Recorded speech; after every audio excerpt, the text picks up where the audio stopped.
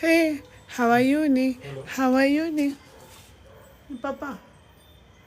Sir. Ni papa.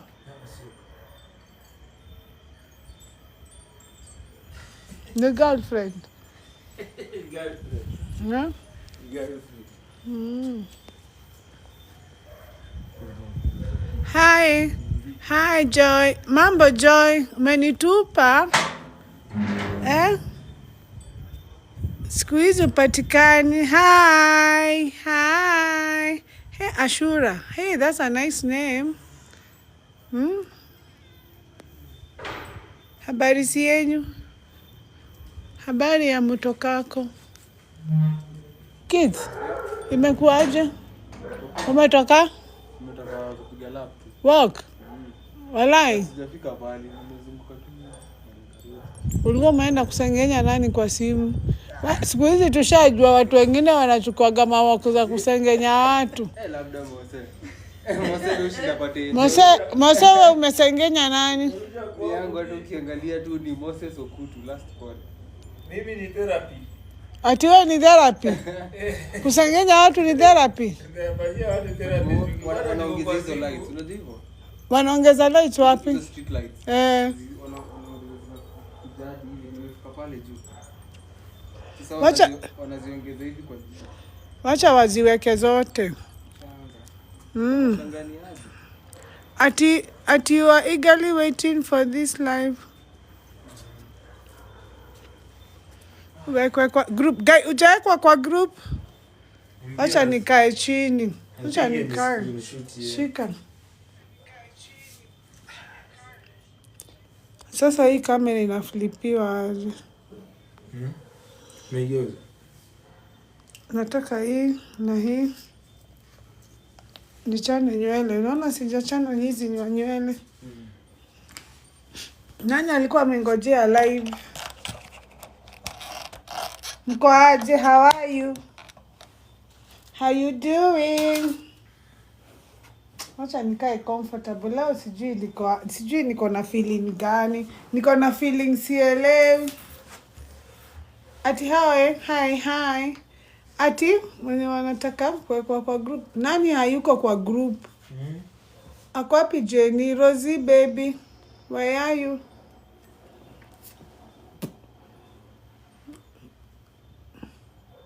Rosie. Hello. How are you? Hey, na mugore wa mko mnakaa vizuri. Si ndio, najua hata nyinyi ndio mmenifundisha, mmeset standard. Sasa nimepaka hizi lips zangu, nimepaka ati stain. Hii sasa haiwezi toka hii. Hii ni permanent. Ona. Sasa nitakuwa tu napaka lip gloss juu.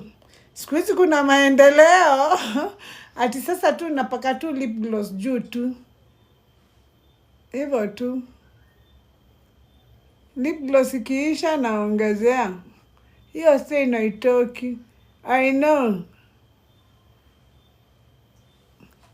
Inajiita nilinunua pale Woolworth. Unaona ati hii ni stain. Hii ni stain. Lip stain. Kama venye rangi inapakagwa kwa kiti. Sikuwa na stainingi hiyo ya brown, alafu anapaka coat juu. Sasa hii ni stain. Alafu sasa na lip gloss yake. Nilinunua tutuwili. Hapo Woolworth. Woolworth ya Sarit nilinunua jana.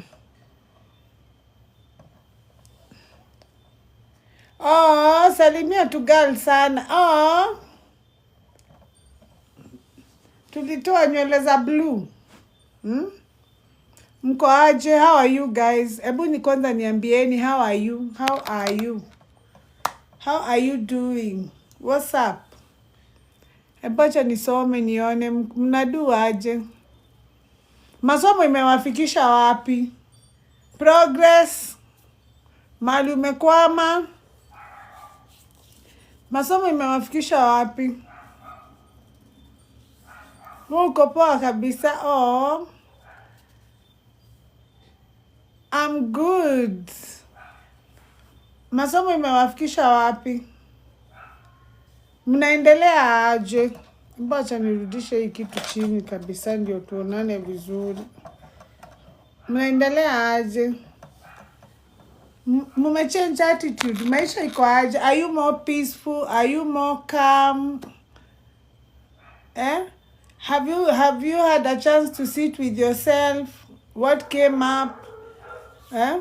What did you discover? Ile sikuteza kukaa na hiyo mashetani yako yenye inatumaga ukunyetei na ikustui. Unakaa nayo, unajua tu uko na trauma lakini haikustui. Hiyo siku uta make peace na hiyo part yako, ndio maendeleo yako itakuja.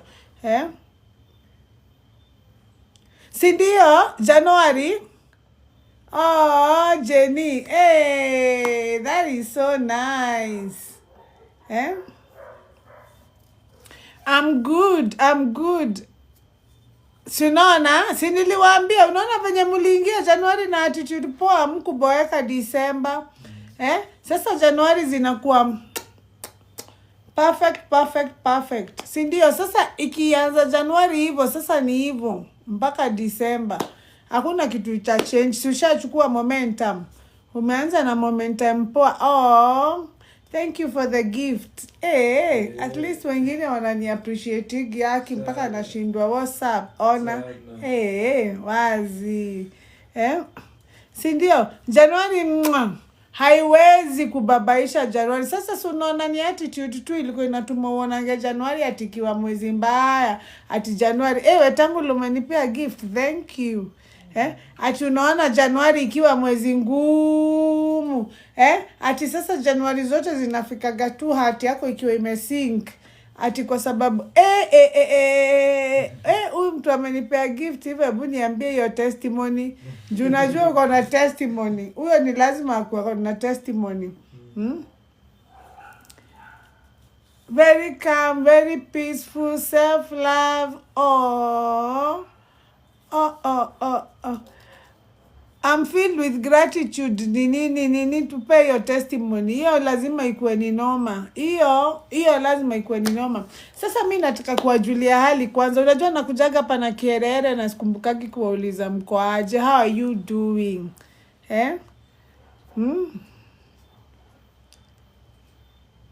Beba ni plant. Haina shida.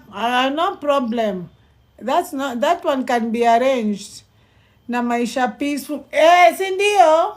Maisha haina pressure, maisha ya kushinda ukijibabaisha, ukistukanga, ukipangaga mipango na itakuwa. Hamujawahi notice hakunanga mipango inaenda venye tumepanga.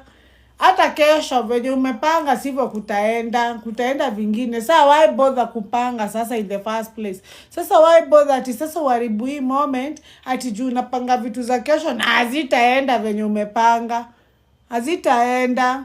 Si ndio? Kuna get together, tunafanya seminar. Inaitangwa seminar. Mjue conference. Tunafanya seminar, ndio tunapanga, tutatuma poster. Sasa tuende one-on-one. Na ujue mimi I'm queen of glamour. So nikiitana seminar ni kumaanisha you have to wear a gown. Ukuje ni kama Grammy Awards, kutakuwa na mpaka red carpet. So ule mtu mwenye atakuwa amevaa the best, kwanza huyo kuna gift. Kuna gift. So kutakuwa na runaway. Tunaanza, si ndio? Tunaanza na fashion show. So ukuje ni kama wewe niliambiwa na Jenny hiyo kipindi inaitwa Bridgerton. Inaitwa Bridgerton. Ile ya wale the English wenye wanatembeaga hivyo na fans na nini hivyo. Ukuje hivyo. Si ndio? Tunapanga ikuwe 14th of February. Either that week or the following week. Hatuja decide vizuri sana na partner wangu. Siku hizi niko na partner. Ule dermatologist wangu ni partner wangu. Sasa ni lazima niingie kwa system yake juu yeye ndiye anakuaga na maskedi.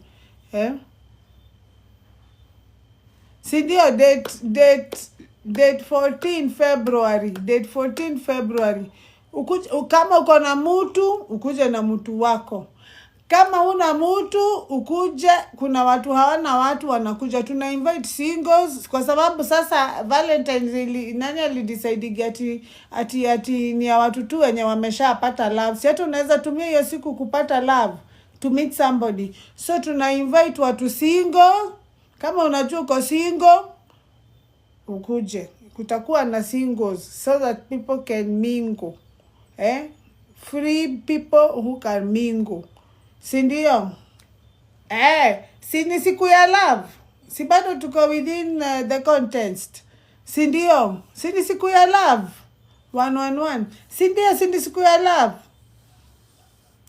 Sasa wewe ukitaka kuja na side chick, ukitaka kuja sijui na nani, hiyo ni sisi hatuingilii details. We are not concerned with details. Sisi tunafuata love, siku ya love. So wewe unajua, na kama uko na mtu wako unakuja na yeye, bado utakuwa accommodated. Hata mimi nitakuja na mtu wangu, si ndio? Kila mtu afind love. Leo nataka tuongee kuhusu kitu ingine. Bado tuko pale kwa secret. Bado tuko ile live ya last time tuliongea kuhusu the secret. So today I want to put more on the secret. Si ndio? Si uko nani hayuko? Wacha kwanza tusome. Si ndio? Nakwambia gift. Wacha tu. Wacha tu. Anyway, wachani tusome. Last time tuliongea mambo ya the secret. Na nikawatia a lot about the secret. Leo nataka bado tuongee, to emphasize more on the secret. Nataka nikuwe very sure tuli understand the secret. Kwa sababu kama hujaelewa. It's either you have it or you don't have it. And hii secret, the reason why watu wengi hawaijuangi sana ni kwa sababu ati tutakuwa wapi 14 Alice, tutakuwa na seminar 14, tutakuwa na bash kubwa sana na watu wanavaa nguo, lazima uvae gown. Gown, na si ati gown lazima ikuwe mrefu, hata kuna gown fupi. Lakini uvae ni kama unaenda Grammy Awards, ni kama hiyo siku ni birthday yako. Tutakuwa na fashion show, tutakuwa mpaka na runway. Kila mtu anapita na nguo yake, tunakupigia makofi, na tutakuwa na judges wenye wachachagua ni nani amevaa the best na atapewa gift tukiona. So ni lazima ukuje at your best, si ndio? Wewe ale sijui what Cairo. Rosie abu block huyu. Wewe unatuletea za ovyo. Nani amekuuliza hizo details zote? Unatupea mambo mingi sana. Sasa tudu. Si ndio? Bas. Sasa hapa hivi tuna meetingi watu. So ukuje umevaa your best. Tunataka kukuona, na pia kama uko single ukuje. Sisi Valentine yetu si ya watu tu wenye wamesha find love, hati hao ndio wana celebrate. Tunaweza tumia hiyo siku ukiwa single umeet mtu single, si ndio, na muanze love hapo, si ndio? Si ndio, anatupea details, hatuna acha na hizo details zake. Anyway, leo bado tunaongea mambo ya the secret. Bado niko na ile story ya ku raise frequency. So leo nataka tuongee about secret moja. Yani by the time tunamaliza hii live utaamini that ni kitu kidogo tu hivyo huko unajua. Si ndio? So hii secret ni, we are talking about a frequency. Hii frequency imewekwa kama secret, but leo tutaiongea openly. Na ninataka niwapeleke step by step kufika kwa hiyo frequency. Na nataka niwapeleke step by step ndio tujue pia tuna raise frequency yetu aje, because niliwaambia as human beings, when you're vibrating very low, we become stupid. You don't get answers to anything. You can't solve anything. You can't even be able to see an opportunity that is right next to you. Hapo iko hapo, yani opportunity iko hapo na uyoni, you na vibrate very low. So the first thing ni ku raise hii frequency. Lakini ni frequency gani tuna raise? How do we get there? What are we supposed to be doing? What are we doing wrong? That's what I want us to talk about today. So today is part 2 of the secret. But today I want to talk about secret ya frequency. Now, hii frequency ndio inatumaga uone manifestation zako zikikosa kukuja true. Ndio zinatumaga uone kama affirmation zako hata ukizirisema useme for some reason hazikujagi true. Hata uvisualize, umeditate, ufanye, uombe, ulie, usome Bible, bado unaona manifestations zako hazikam true. Unashindwa ni nini natumaga hizi vitu zifanyike. First of all, nataka tuende step by step, tuelewane aje. Ndio kuingia haya. Ndio haya, let's go step by step. Number 1, ili ndio kwanza ujue hii frequency venye nataka kumaanisha, ni tunaanza beyond traditional manifestation. Now, kuna tofauti ya ile kitu wewe, ile signal yenye unatuma na venye unataka. Wacha niseme vizuri, sasa nitasemaje? Manifestations za kawaida tunapeagwa techniques. Unaambiwa uende, ufunge macho, breathe in, breathe out, and then fikiria ile kitu unataka 30 minutes. Kama umefunga macho, silent. Wengine tunaambiwa, si ndio? Wengine tunaambiwa fanya ritual, uamka saa 9, mwaga chumvi, ama omba saa 9. So many things tunapeagwa as techniques. Lakini hizi vitu tukizifanya, mbona huwa haziwork? Kwani ni part gani haziguzagi? Hiyo ndio part nataka kusema. Sasa nataka kwanza uelewe aje, it's not about what you are doing. It's about what you believe to be true. It's not about the affirmations you are saying. It's about, do you actually believe those affirmations to be true? Now, the reason why unaweza kuwa hujabelieve hizo affirmation to be true ni kwa sababu when you are growing up, when you are a child, you picked up patterns. Kuna behaviors na beliefs ulienda ukibelieve kutoka ukiwa mtoto, unabelievigi mpaka saa hii. Na ziambatani na hizi affirmation, it's going against your belief. Wewe saa hii unataka kuchukua kalamu na karatasi uandike I am worthy, I am happy, I am worthy, but deep down ile energy uko nayo, deep down belief yako hujawahi believe uko worthy. Since before unione kwa hii social media mimi nikuambia uko worthy, hujawahi believe uko worthy. So the minute umeandika uko worthy na kalamu hivi, but ile signal yenye unatuma ni unworthiness. Ile signal, ile belief yenye una operate nayo ni unworthiness. Siko worthy. Somehow deep down hujawahi believe uko worthy. Kwa sababu uligrow ukiambiwa uko worthy, uligrow ukiambiwa you're good for nothing, usipopita mitihani, uligrow kila saa ukitestiwa. Yani walikuwa ukiwa mtoto, wakaanza sasa kukuprogram ukiwa mtoto. Unaona? By the time unakuja kutembea na miguu hivi, unakuja kujijua, umeingizwa nursery. By the time unakuja kumaliza nursery, unaambiwa nursery ili uende standard 1 lazima ukuwe better. Lazima upite mtihani, lazima utestiwe. Haya, wewe ukifanya hii mtihani ya nursery, ukifikiria ati sasa hii standard 1 ndio mwisho wa mawazo, by the time unakuja kuingia standard 1, tena unaambiwa kuna standard 2, na tena ni lazima ustruggle tena ufanye mtihani ndio qualify. Every time you needed to prove yourself to go higher, and you never got to the peak. You never go to the peak. You never go to the peak ni kumaanisha venye ulifika standard 8, tena ukaambiwa kuna high school. Tena ukaanza form 1, form 2, form 3. By the time unakuja kufika form 4 umemaliza, tena university. Ndio hiyo tena. Uanze tena. By the time unakuja kumaliza university, kazi. Ndio hiyo tena. Sasa uanze kujiprove. Umeanza tena sasa kufuatia kunini promotion. Wala watu wanafanya kazi vizuri sana ndio wanapewa promotion. Wala watu sijui wanafanya. So, uligrow ukijuanga, you're not good enough. System ndio imekumake hivyo. So si wote tuko hivyo juu tuko kwa system. si wote tuko hivyo, but wewe huku realize that hakuna finish line. Haya, unaambiwa tena kununua nyumba ndio success, unang'ang'ana na loan. By the time unamaliza kulipa hiyo nyumba, unaambiwa kama una V8, hata kama uko na hao bado una kakitu, unaanza tena kung'ang'ana. By the time unakuja kurealize hakuna mwisho, yani hakuna kufika mwisho wa mlima. By the time unafikiria uko kwa peak, there's another peak.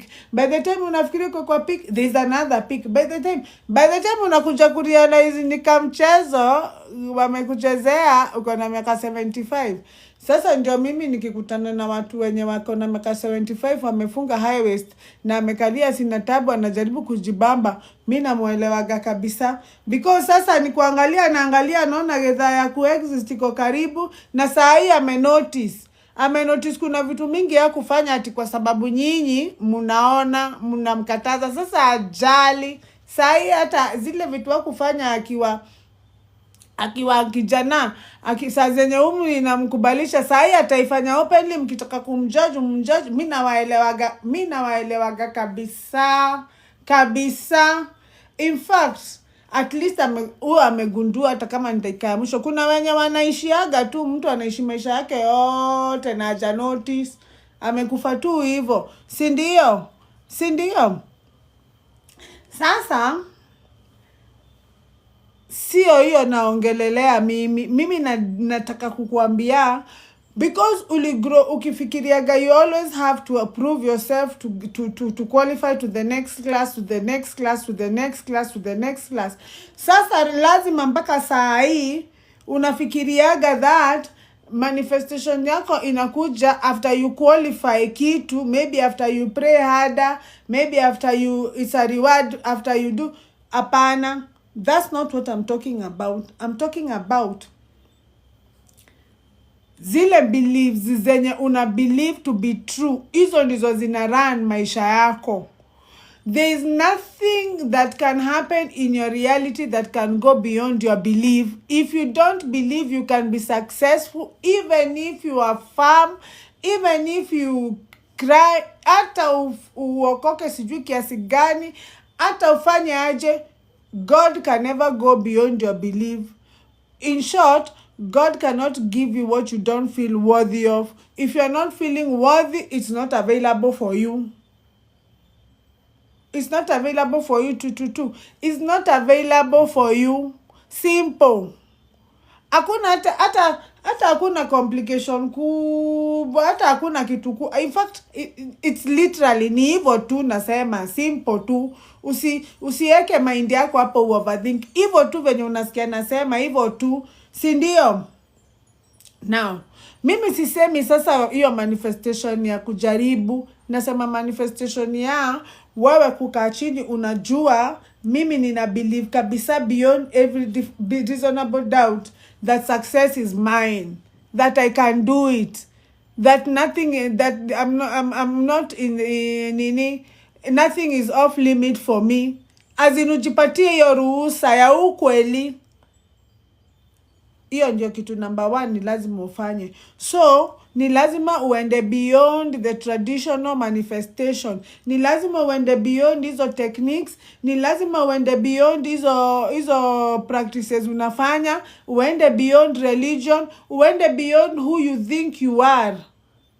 Uende beyond of who you think you are told you are. Because everything that you know you are told. You learned from somewhere. You came in blank. And some things you were told when you were a child are not favoring you now. So if you don't sit down and realize what they are and eliminate them, they will keep on controlling your life and you will keep on calling it fate. You will keep on saying fate found me, and they are the ones controlling your life, your beliefs. What do you believe to be true? Umeweka chini ukajiuliza aje, nina believe hiyo kitu nina believe kuwa ukweli, hata kama ni tradition. Nani alisema? Juu hiyo kitu na believe kuwa true ndio imekulimit. Hiyo ndio imetuma tu, yani usiomoke hiyo tu. Hakuna kitu ingine, because your belief is very powerful. Your belief is affecting your reality in a very powerful way. Wewe ndio ujakaa chini umenotice. unapata wewe una believe success ni hivyo. Una believe success ni hivyo, una believe what to reach ni hivyo. Mtu wote wewe umegrow kijuaga tu mtu wote kona do lazima akuwe hivyo. Wewe huamini ati spirituality na pesa zinaweza kaa pamoja. Venye huamini pesa na love zinaweza kaa pamoja. Mkiona mtu akona pesa, akiwa in love, the first thing unafikiriaga huyo dem ako hapo juu ya do. Hambelieve ati love na pesa zinaweza kaa pamoja, na zinakaaga vizuri sana more than you can imagine, si ndio? Sasa wewe believe ati spirituality na pesa zinaweza kaa pamoja. Sasa wewe unataka kuwa spiritual na bado unataka do, lakini unaamini haziwezi kaa pamoja.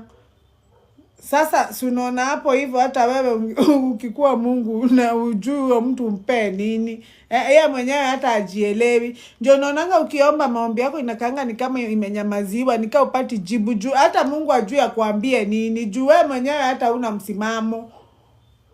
It's either pesa ni mzuri ama si mzuri, na kama si mzuri, what you don't believe is good for you is not good for you, is doing as much as possible. It's doing all it can to stay away from you. And every day you're waking up chasing that money. So, frequency yako inafukuza do, lakini actions zako zinatafuta do. Unaona utachoka sana. Utachoka. Sasa unaanza kufikiria that ati pesa ina reward yagwa effort. Wale watu wanekaga effort sana kwa maisha unawaonanga na pesa. Matajiri wanaekaga effort. Matajiri wanashindaka kwa spa na huko golf. Umewahi pita pale hivyo ile railway. Pale Haile Selassie Uhuru Highway. Mchana. Unaona watu wakipiga golf huko Monday. Weekday. Matajiri wanaekaga effort. Is it true? But una believe. Kwa sababu wewe uligrow kwa environment yenye matajiri hawakuwa wengi, walikuwa wawili tu. Sasa mlikoga mume develop ka partnership. Kuna hiyo kakitu kama watu wenye hawana do kuganga up against mtu wako na do, kana kujaga tu natural.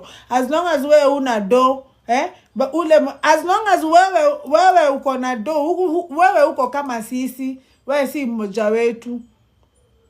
Sasa hiyo believe hiyo ndio inatuma usipate pesa. Sasa unaona wewe mwenyewe ukiangalia vizuri tu, iangalie tu soba bila kuweka my emotions. Wewe upendi do, unazidharau, unaziassociate na evil. Pesa yenyewe imedesigniwa tu, pesa peke yake yenyewe ukiangalia noti ya pesa tu hivi. Hiyo pesa venye imedesigniwa, imedesigniwa kukuja kukupatia comfort wewe. Hata inakuwaga hizi kubeba, mpaka unaweza ikunja tu hivi uweke kwa mfuko utembee nayo ikakusaidia mahali unataka ikusaidie. Pesa inakuja kukurelieve, inakuja kukupatia freedom, do experience life to the fullest. Wewe umeiongezea tu story twingi juu, umeiongezea ni scarce, umeiongezea ni hivyo, umeiongezea na pesa yenyewe ukiangalia yenyewe inanga noma na mtu. Hakuna kitu friendly kama do. Pesa ni very friendly. Hata ikuagi mzigo, unaweza taificha huku kwa bra na hakuna mtu atajua uko na hiyo pesa. Si ndio? Lakini lakini wewe umeongeza tu story juu ya pesa, tu story. Uto tu story ndito tunatuma pesa isikuje. Because hata wewe bujiulize ingekuwa uko na relationship gani na do. Umeika chini ukajiuliza uko na relationship gani na do. Utapata wewe you fear money. Ukiwa na do ndio unakuwa na wasiwasi kabisa. Ukiwa na do unaonaga sijui kama hata unachorewa. Yani unakaga na fear. Ukitoa kidogo unatumia na fear. Si ndio? Sasa wewe unaweza kaa mahali unaogopwa, mahali hiyo environment unaweza kaa. Sisi lazima pesa ipotee. Lazima ikupotele, wezi iona. Hata mimi ningekuwa do siwezi taka ubeste na mtu kama wewe. Unanitreat aje? What is your relationship with money? Those are the things that you're supposed to be looking at. Unaona? So hiyo ni kumaanisha sasa hatuendi kwa that hizo traditional manifestation. Tunaenda sasa kwa original ni kusemaje? Nyukae chini kwanza, chini kama saa hii mahali yuko saa hii wenye unaniangalia hivi, nataka uchukue 1 minute ujiulize, how am I feeling? Do you check on yourself? Do you know how you're feeling really matters? Hakuna kitu important kama kujua how you're feeling, because how you're feeling is how you are. That's how you are. That is how we know you. Tunajuaga watu na ma-feelings. Si ndio? Tunajuaga mtu mwenye, na tunajuaga zile vitu wewe huwezi handle. Tunajuaga vitu wenye watu wengine wanaweza handle. Kuna siri zingine kwa familia yako umefichwa juu huwezi handle. Si ndio? Si ndio? But it's true. It's true. Huwezi handle ni hizo ma-feelings. Si ndio? Sasa tunawajua sana na hizo nini. So ukae chini ujiulize, ni hizo vitu ni gani watu wananijua nazo. Hata kama utafanya ka research, enda ulize beste yako tu. Out of no, uende na with a positive. Kama mtu anaenda kucollect data, si mtu anaenda ati kutafuta mshene yake yeye mwenyewe. Uendi pale mshene, unaenda pale kufanya research about yourself. Tafuta hata mori yako, uende umuulize, mimi behave aje. No, mwambie just be honest, na usifilter, sita jam. Niambie tu venye mi behave. Utashangaa venye atakwambia venye wewe behave vibaya. Ukikutana na Morio mtrue, atakuwekelea tu venye iko, utaamini. Hiyo behavior ndio inatuma usisonge. Si ndio? Si ndio? Hiyo behavior ndio inatuma usisonge. Ukae chini ujiulize, mimi nina feeling aje? How do I feel all the time? Nina feeling aje? Do I feel discouraged? Do I feel happy? Ni vitu gani huwa zinanitrigger? Ni nini unitrigger? Uchunguze uone kama ni the best yako akiendelea kinunua gari inakumekigi you feel vibaya, Uangalie ni kama una hatigi mtu juu au kumsamehea kitu alikufanyia mahali na hukusema. Sasa akikuona, ukimuona anatumanga mpaka ufanye uso hivi, lakini sasa inakubidi usmile juu hujawahi mwambia. Huyo mtu anakutrigger ni kwa nini? Urudi kwa hiyo story, either udecide kumforgive ama udecide kwenda kuongea iishe, ndio aache kukutrigger, kwa sababu every time anakutrigger anakupeleka in survival mode. When you're trying to survive something, you cannot create anything. You become dumb because you're surviving. There is no way unaweza fikiria stories za deal ati idea ya deal itakukujia kwa kichwa na una survive. Kusurvive ni kumaanisha there's a threat, there's an external threat, there's something threatening your life. Unfortunately, your brain does not know the difference between a petty misunderstanding and a lion and a predator. Every time a petty misunderstanding triggers you, it triggers you the same way as if you saw a lion. So you can imagine if you have so many things that are triggering you in a day. It's like you see a lion, you encounter a lion 10 times in a day. Hiyo nervous system body yako unafikiri umeiweka kwa nini gani? Kwa state gani ya kusurvive kila kitu ina engage survival mode. Yani ni kama kuwasha 99 throughout ama zimamoto throughout, emergency pande emergency. And you're not turning down the engine. The engine needs to be turned down. Ipoe. Ama ifanywe service. Sasa, the minute you're not turning down the engine, you're not resting, you're not sitting down and calming yourself down, you're not revisiting your own feelings. The minute umeshindwa kuturn down your engine, that is what we call now diseases. Sasa hiyo ndio tunaita pressure, because now your body starts checking out. There's nothing that can survive under that condition for long. Nothing. There's nothing that can survive under that condition alone. So eventually your body starts to unlock DNAs of diseases. All of us have DNAs of all diseases. You are capable of getting any disease. It depends on your attitude. Your attitude is the one that determines which genes to unlock. If you put your body under survival mode for long, it has to unlock diseases. Unaanza kusukari, unaanza tujui pressure, kidogo kidogo lung, kidogo kidogo cancer, sijui kidogo kidogo wapi, renal. Sindio, your body is checking out. Your organs have started eating themselves out. They don't want to be around. Now they are forcing you to shut down. Sindio, our bodies are not designed to be sick. Our bodies are not designed to be sick. Hizo elephant zina surviving huko zinakaaga hata miaka mingi kutushinda, hazipigwi chanjo, hazina clinic, hazina madaktari, hazina nini, na zinakulanga tu nyasi. Si ndio? Hata hazina balanced diet na zina survive because their bodies are not designed to be sick. Even your body is not designed to be sick. Sisi ndio tunajileteaga maneno because of kukosa kujua. So number 1, you have to go beyond the traditional manifestation. Carl Jung, kuna msanii nilisoma mahali anaitwa Carl Jung, alidiscover kitu moja very important, that deep down in your unconscious kuna kuaga na intelligence that exists, that unifies all of us. That is the secret frequency that I want to talk about. Deep down inside you, beyond the layers of what you are told you are, beyond the layers of your beliefs, underneath all your beliefs. Kabla hujaanza kubelieve hizo vitu, when you are a child. When you were a child, you used only your senses. Only your senses. You didn't know how to talk. You didn't know how to do anything. But you knew bad people. You knew where to feel safe. You knew who is your mother. You knew your father. You knew who looked like your father. After your siblings were not introduced to you, you knew them. Sindio? Because you were using your senses. Because saa hiyo ego yako ijaanza kupata preferences. Ujaanza kuambiwa chukia ule, penda huyu. Ujaanza kuona ndoma si tamu, ngwashe ndizo tamu. Watoto wote below 2 years taste buds zinakuaga the same.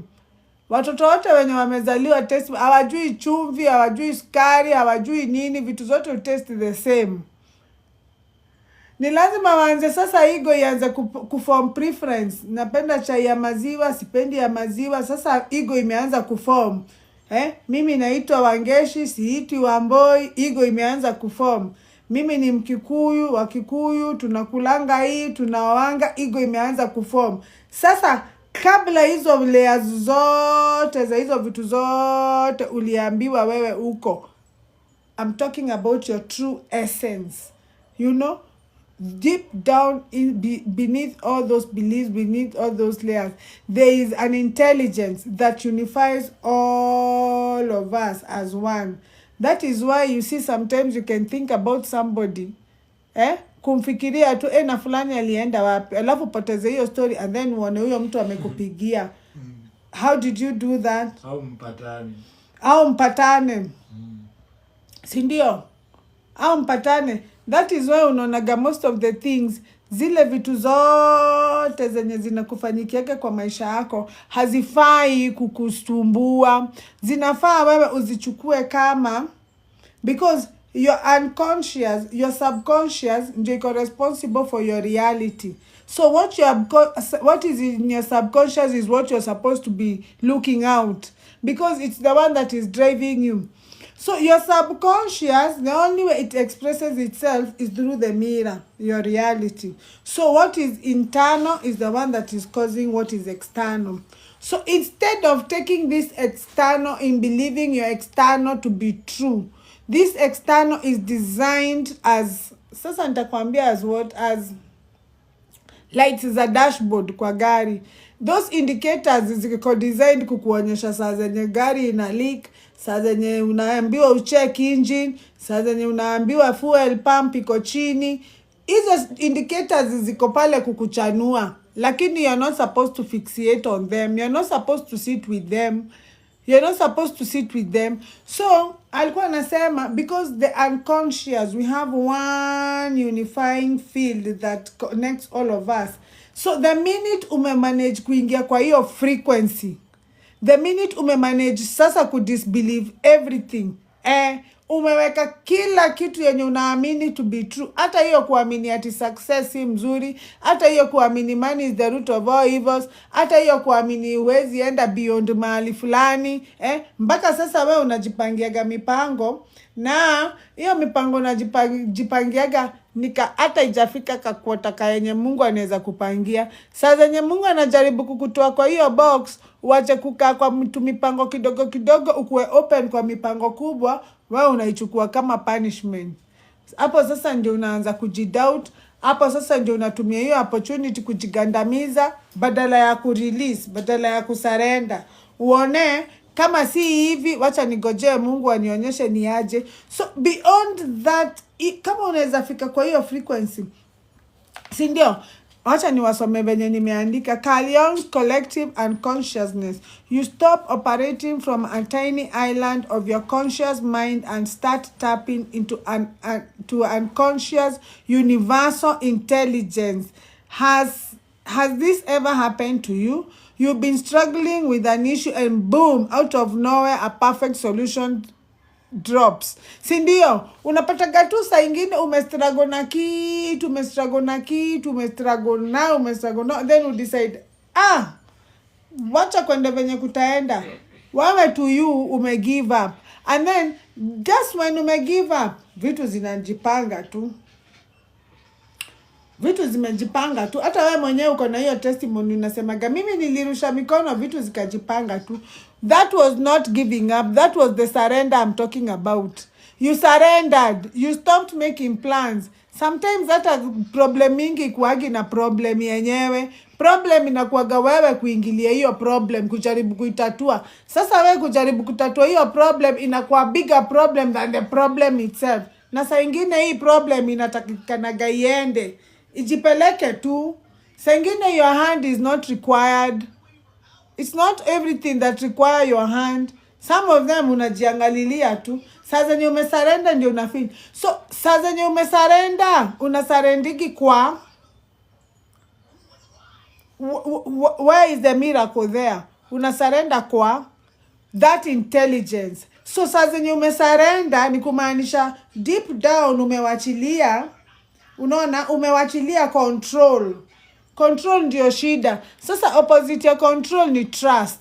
So the minute umewachilia control, trust inaingiaga naturally. So umeanza kutrust that wacha kwende wenye kutaenda, you are ready and open for any situation.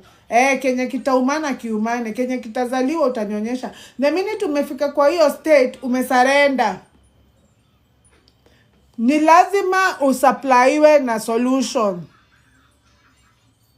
Si ndio?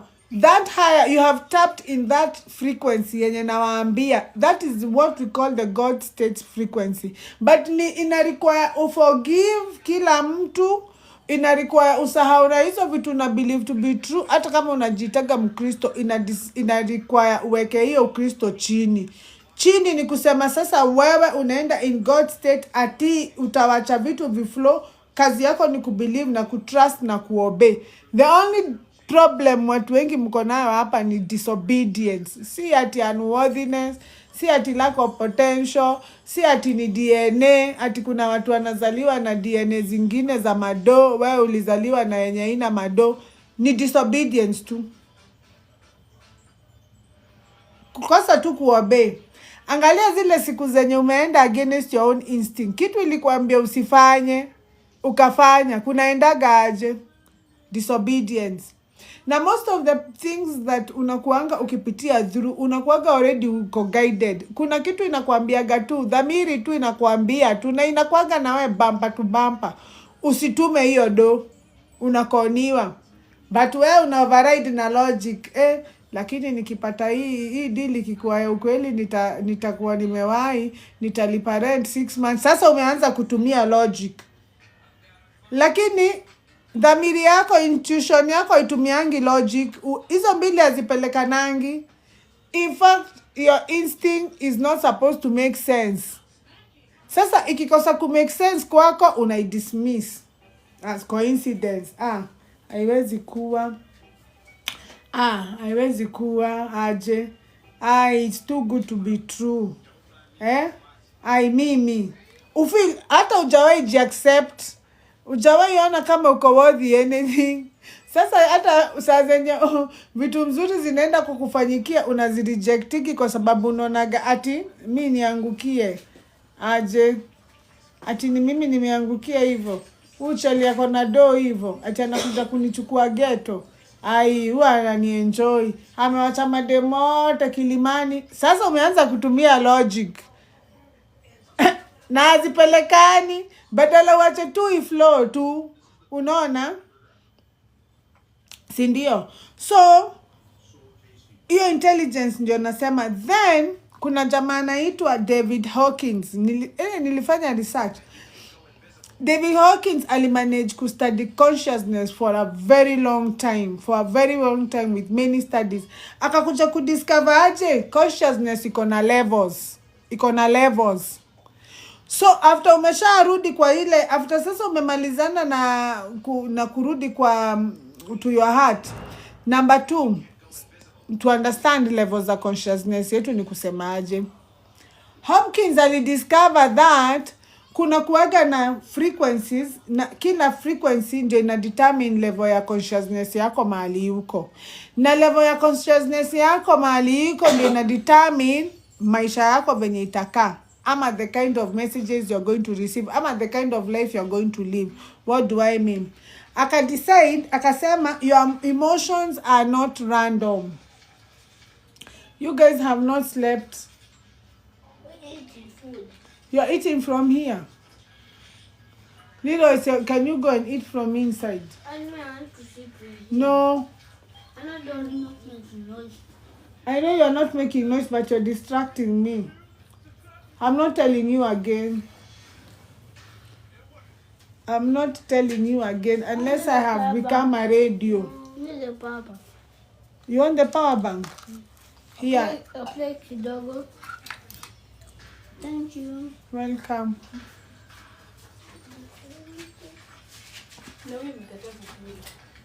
Huyu usiwahi mlazimisha chakula. Unaona hata venye ni mkubwa. Akikataa kukula wachana na yeye. Lakini asikule hizo mayogurt na makeki. Kaa ndio zinatuma asikule.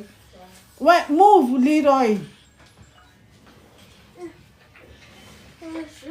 I'll see you tomorrow. And don't forget to say the grace. Unaona?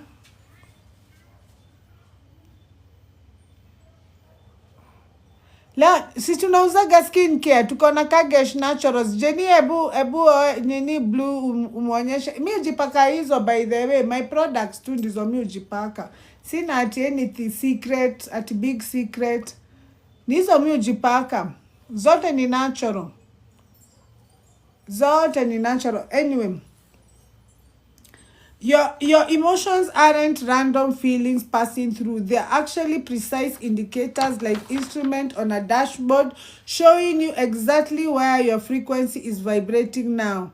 On the lower side, you find frequency of shame, guilt, etc. When someone operates on this level, it's not just they feel bad, their perception of reality becomes altered through this reality. Mumesikia? Haya. Huyu Hopkins alimanage kumesha levels ya reality. Akasema ati kuna very low frequencies. Hizi low frequencies ni kama disempowerment, unworthiness, hatred, jealousy, discouragement. Unaona? Zile nini zote zenye zinatumanga ufeel vibaya. Zote zenye zinakupatiaga negative energy. Zote anasema zinatumanga energy yako irudi chini. Sasa anasema the mainstream hapa katikati ndio upime energy yenye uko nayo ni courage. Courage ndio iko katikati. So before ufanye kitu yoyote ujiulize, nina move nikiwa above courage ama below courage. Below courage ni hizo disempowerment, hatred, jealousy, unworthiness, guilt, shame. Hizo ni below courage. Every time una move bila courage, uko kwa hizi frequency. Uko hapa down. Uko hapa down. Si ndio? Sasa, anasema, this kuwa up and down does not only make you feel bad. First of all, it makes you feel bad. It does not only make you feel bad, it also affects and filters your perception of life. Kwa hivyo utawaiona kitu mzuri. Ukiona beste yako na gari, badala umwambie congratulations genuinely, hata ukijaribu kuisema from the heart, haiwezi toka, bado una feel jealous, bado unasikia vibaya. Hata kama utaki kufeel vibaya, yani unataka tu kumfurahia, hata labda amenunua kaviti na wewe unaendesha Prado. But bado unapata uwezi mcongratulate ile genuine, kwa sababu una vibratea kwa hizi low frequency. Uko below courage.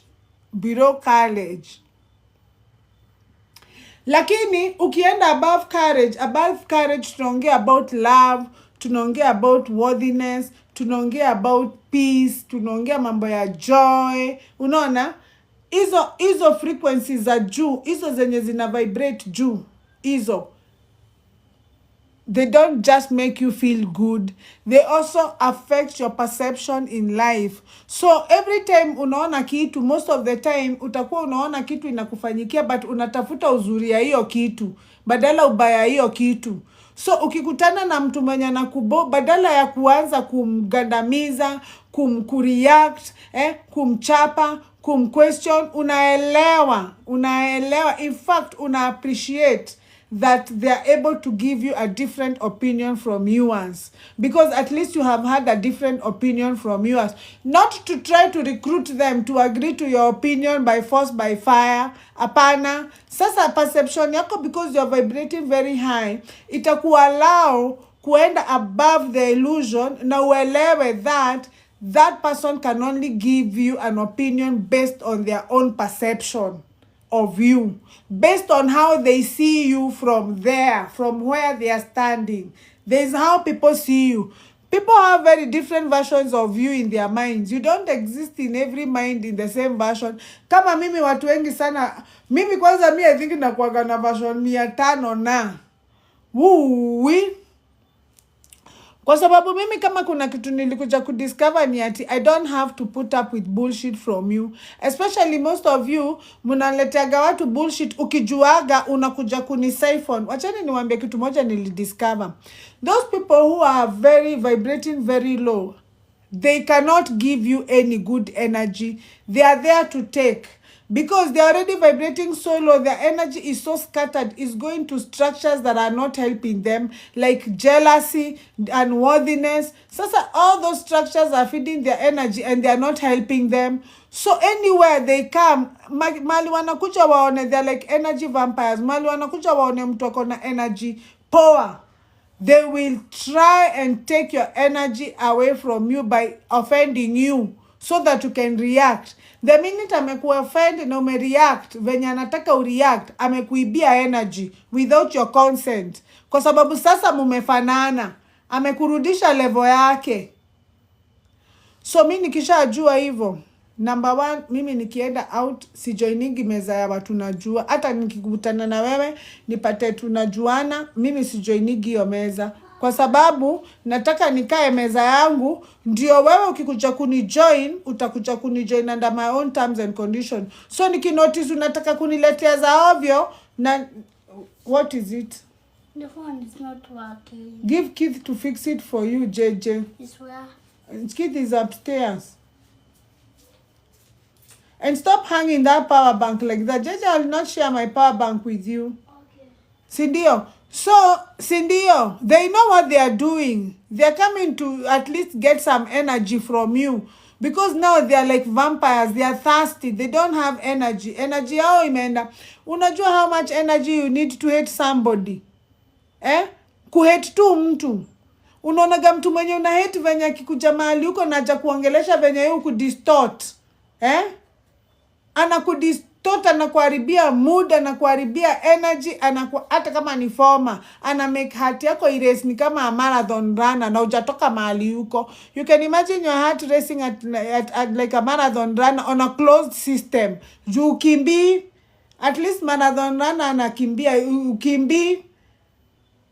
Do you know how much energy you require to do that? Yet, opposite of hating somebody is loving somebody. Sunonaga venye ulikatiwa na huyo chali huyo mulipendana, mulikuwa mnashinda mkitextiana. Did you notice when you were in love, when you were falling in love, how easy it was? It was not draining you. It was giving you a very good feeling because it's very easy to love. You don't need any energy. Actually, that is when you're in your true being. That's when your energy is not scattered. When you're in love, you go like you're like a baby. Unaona? And those two are on the same spectrum. You get to choose which side you want. Both of them are vibrating in the same frequency. But which degree do you go towards in loving or hating? You get to choose. Hiyo ndio inaitwa free will. You get to choose. Sasa wewe umechoose pande ya energy ya low vibration, inakula energy yako. Sasa ukikaa karibu na mtu kama mimi unajaribu kuni bring down. Ndio tutoshane. Misery loves company. Ni notice. Mi nakushow on the face. You are not welcome on this table. Utadu? Siwe ndio ulinijoin. Wasi ndio ulikaa mahali niko. Mi nakushow tu. Sasa watu wengi wanafikiriaga mabuli ama I'm arrogant ama ni sijui ni nini, lakini mimi ninajua si hizo vitu zote. Sina intention by I'm protecting my energy because I know what you're going through. In fact, I'm doing it with a lot of love and a lot of compassion for you because I know you don't sleep at night. Such people don't sleep at night. Wanakaga wakiwaza stories za watu mind haiwezi toka hapo, anataka kujua ngeshuto wapi Yani hiyo kitu, yani namsumbua. So mimi ninajua you need a lot of love, you need a lot of hugging. So hata nikikufukuza na kufukuza with a lot of love na kuhurumia because mimi venye nakaokotanga najua wewe you don't sleep at night. I know. I feel nothing but love for you because I know you need it. You need it. You see?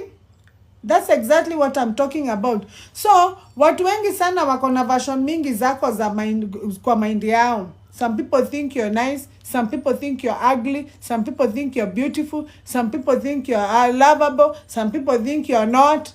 Some people don't like you for any reason. They don't know you. They have never seen you. I mean, they have never talked to you. Wanakuonaga tu ukipita mahali. Na ukipita nasikeke kama anaweza sijui meza sijui nini ni venye anakuchukia. For no reason. So, the minute utaelewa that people who are vibrating very low, they will only see you at that perception of low frequency. So hakuna kitu mzuri wanaweza ona kukuhusu. So you will respect their opinion whether it agrees with you or not. Why? Because you know their opinion is not a fact. You know your truth. You know yourself. Wewe unajijua. Wewe na Mungu wako mnajua. Watu wengine ni audience. Na watakujudge kulingana na venye wanakuonaga. Hawawezi kujudge vingine. Na watu wengi wanakuonaga different. So expect judgment from very many different people. Ukielewa hivyo, utakuwa hata bwanako mtawahi argue.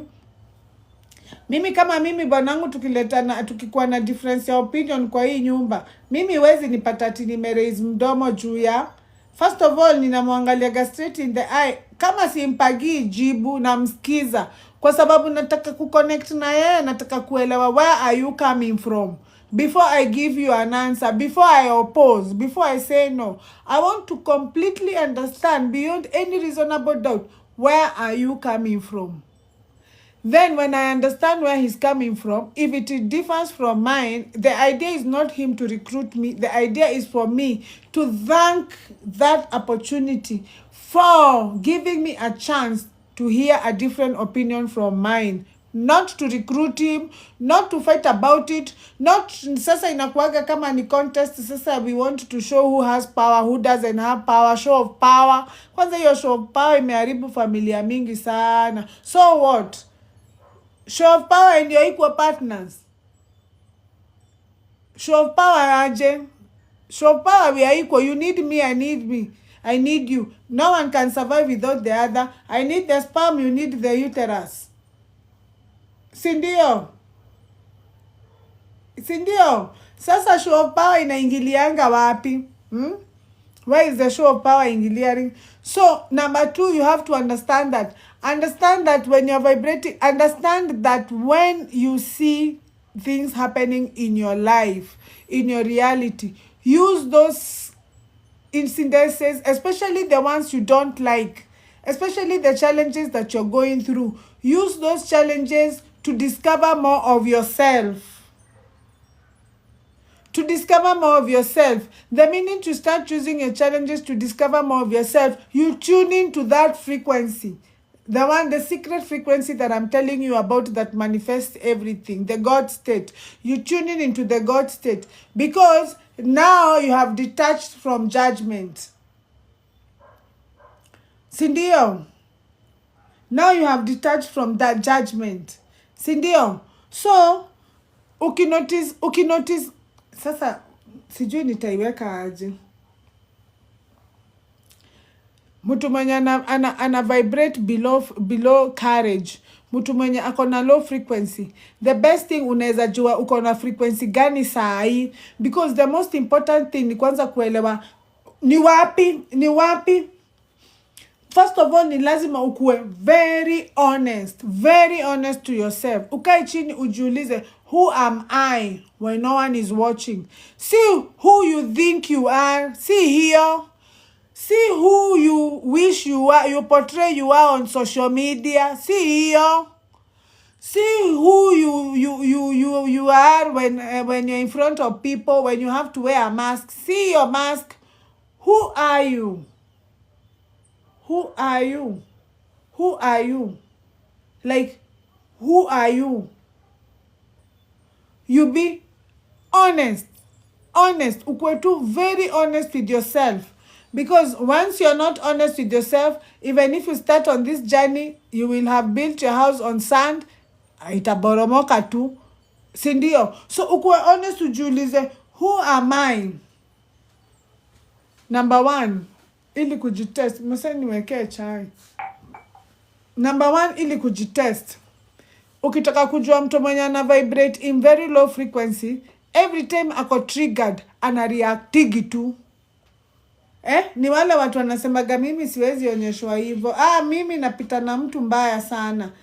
Ni wale watu mimi mtu hawezi nifanyia hivyo. Mimi namuita umbwa kaa 100. By the time anakuja kujijua akona watu wenye react to everything. Yani mpaka stranger tu kukuambia tu kitu ijakufurahisha. Criticism moja tu kutoka from a stranger, mtu ujui, ametupita tu amekuwa hata huko smart. Kama nakumbuka siku moja nilikuwa na ball ya chichi. Nikapita hapo kwa stage nyingine pale Taska. Nilikuwa naenda kutuma paso Thika. Kwetu ni Thika. So nilikuwa natumia madhe tu paso sana. Alafu nilikuwa na ball ya chichi. Nikiwa hapo makanga mwingine akaniambiaje, ulikubali kupigwa kama napita. Ulikubali kupigwa. Hiyo kitu ilinisumbua. Alafu palikuwa na wasee wengi wakanichekelea. Sasa ilikuwa kama walk of shame. Na mimi niko heavy. Hiyo kitu ilinibo. Lakini ile ujuzi niko nayo saa hii, mimi haiwezi nibo hata kidogo. Kwa sababu ninaelewa aje. The minute venye nina react na vitu kama hizo ndio determine kama nitakuwa below courage ama above courage. The minute nimeenda below courage, disconnect na wifi. Nataka uimagine wewe, your body, you're like a radio. A radio does not create music, it broadcasts. So even you're like a radio, you don't create music, you broadcast. When you are vibrating very low, your broadcast is very static. You cannot receive anything. Iko shh. Ni kama mutoko katikati ya Kameme na Inoro. Shh. Hakuna kitu neza receive. Hata tu opportunities tutakuwa tuko hapa kwa mapua yako huwezi ona. Tu problem tudogo tunasolviangwa. Yani unaenda kuomba mtu advice, anakuambia kitu simple, unashindwa. Nilishindwa tu kufikiria hivyo. Kwa nini sikuona hivyo? Na yeye hajamaliza 1 minute kuifigure out, lakini wewe huwezi iona. Utakuwa na react to everything kwa sababu una feeling ni kama you are being targeted all the time. Unaona kila mtu they are out to get you.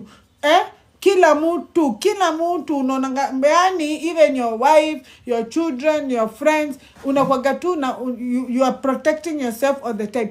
The best way to know where your frequency is right now, kwanza kaa chini ujiulize, mi react aje, mi ukimbilia. Kama we ukimbilia, you are vibrating very low, very low. Wale watu wana vibrate very high, incident ki happen, anateki at least 5 seconds kabla ja react, kwanza ku calm down, kwa sababu anaelewa emotions zake zikiwa juu hawezi make a very good decision.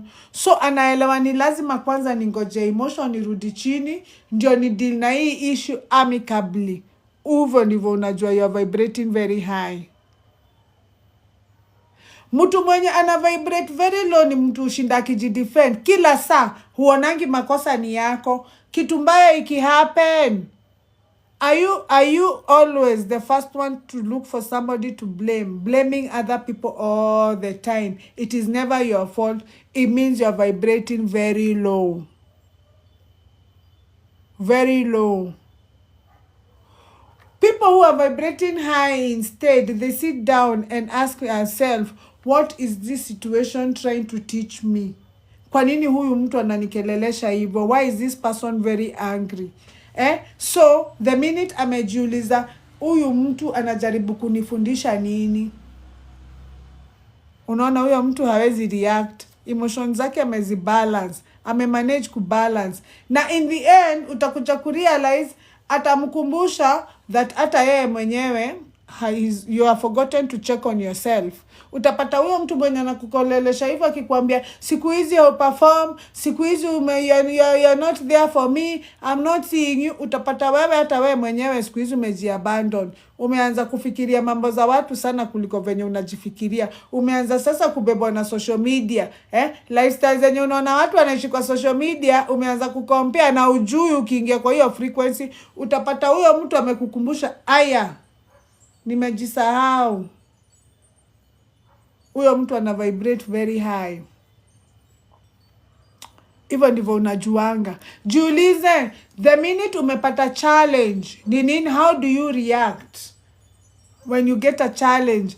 Sindio, how do you react when you get a challenge? Kama unakuwaga mtu wa kwanza kupanic, kuact with the worst case scenario, unaanza kuona ukifungiwa nyumba, unaanza kuona sasa umefutwa kazi. Wacheni niwaambie venye na maanisha. Unaweza pata kuna watu wawili wana nini, unakuja hapa kungevia nini chichi, hebu kuja salimia wadhi wangu hapa. You can't pack all that one is not supposed to be backward like lotion. You're supposed to put one small dot here, that's too much. Chichi unazingua bana. You're wasting this thing, chichi. Walai. Yeah. Kai. It's not so good on your skin. Say hi to my buddies. Good. Wacha kuficha white. Hata kificha white nimemscreenshot.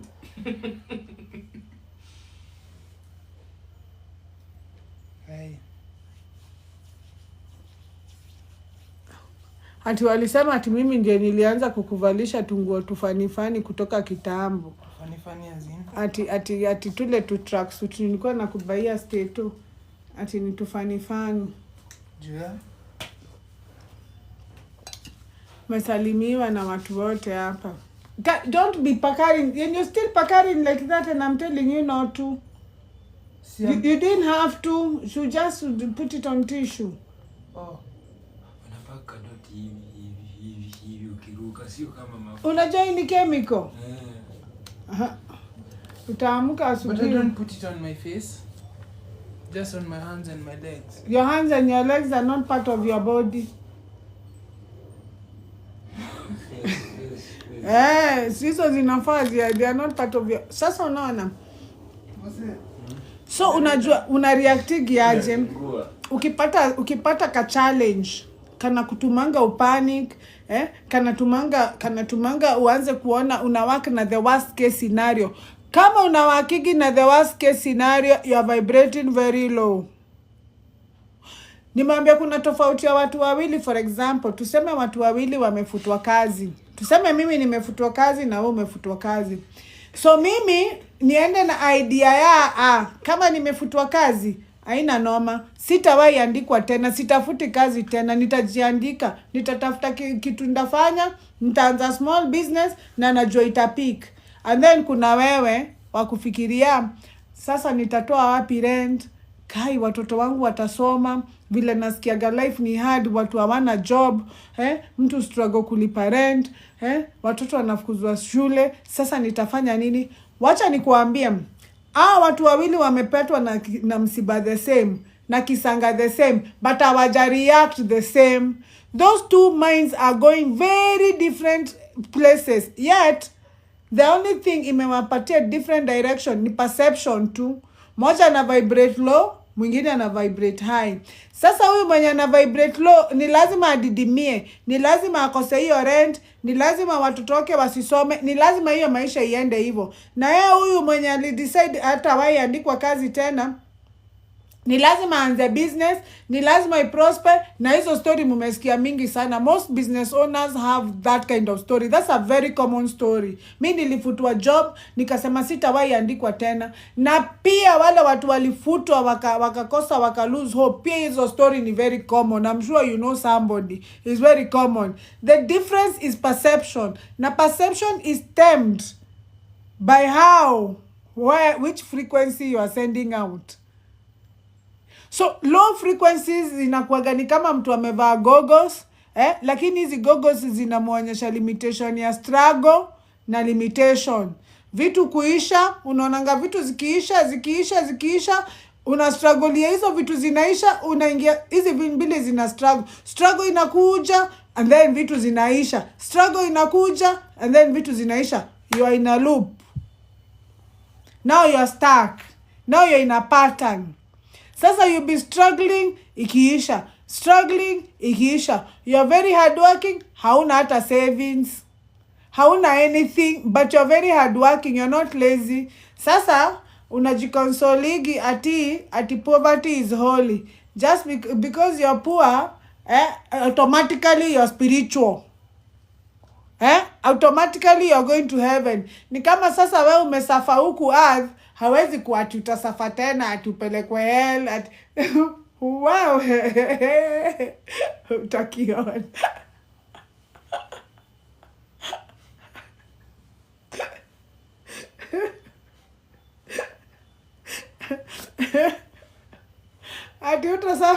Ati saa wezi. Saa sisi wenye tumejibamba huku ndio tutaenda kuchomwa huko. Ni opposite, tunaenda ku-exchange.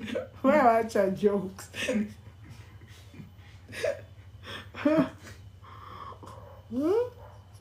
Guy.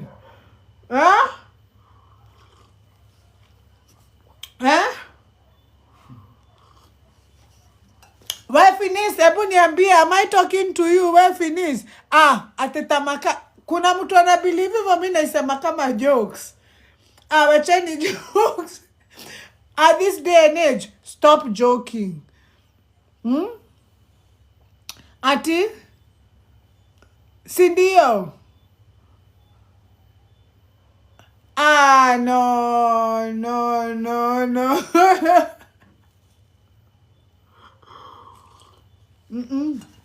Let me tell you, being busy na kuchoka, do not mistake ati being busy na kuchoka for productivity.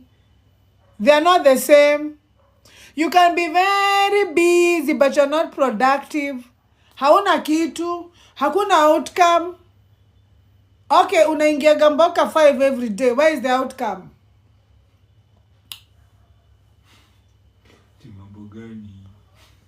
Where is the outcome? Sindio, where is the outcome? Kama hakuna outcome, it's a distraction. You are unajienjoy. Kuna mahali ya ingiani, unafaa kuwa umerudi kwa drawing board ujiulize ni wapi hapa ingiani, ni wapi hapa, what is not happening. Lakini huwezi believe tu hivyo blindly na unaona hapa ingiani.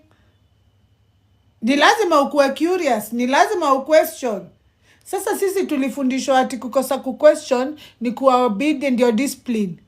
Sasa wale watu hawa question ndio wanakuaga na discipline. Hao ndio wamequalify, hao ndio. Sasa sisi mang'aa, tunaitangwa mang'aa, sisi wa question. Kwa sababu mimi kutoka nikiwa mdogo mimi wezi niuzia za ovyo. Mimi lazima ni question. So I was always the black sheep. Na nilikuwa nimekubali because mimi sikuwa na admire ati kuconform na hiyo maisha naona around.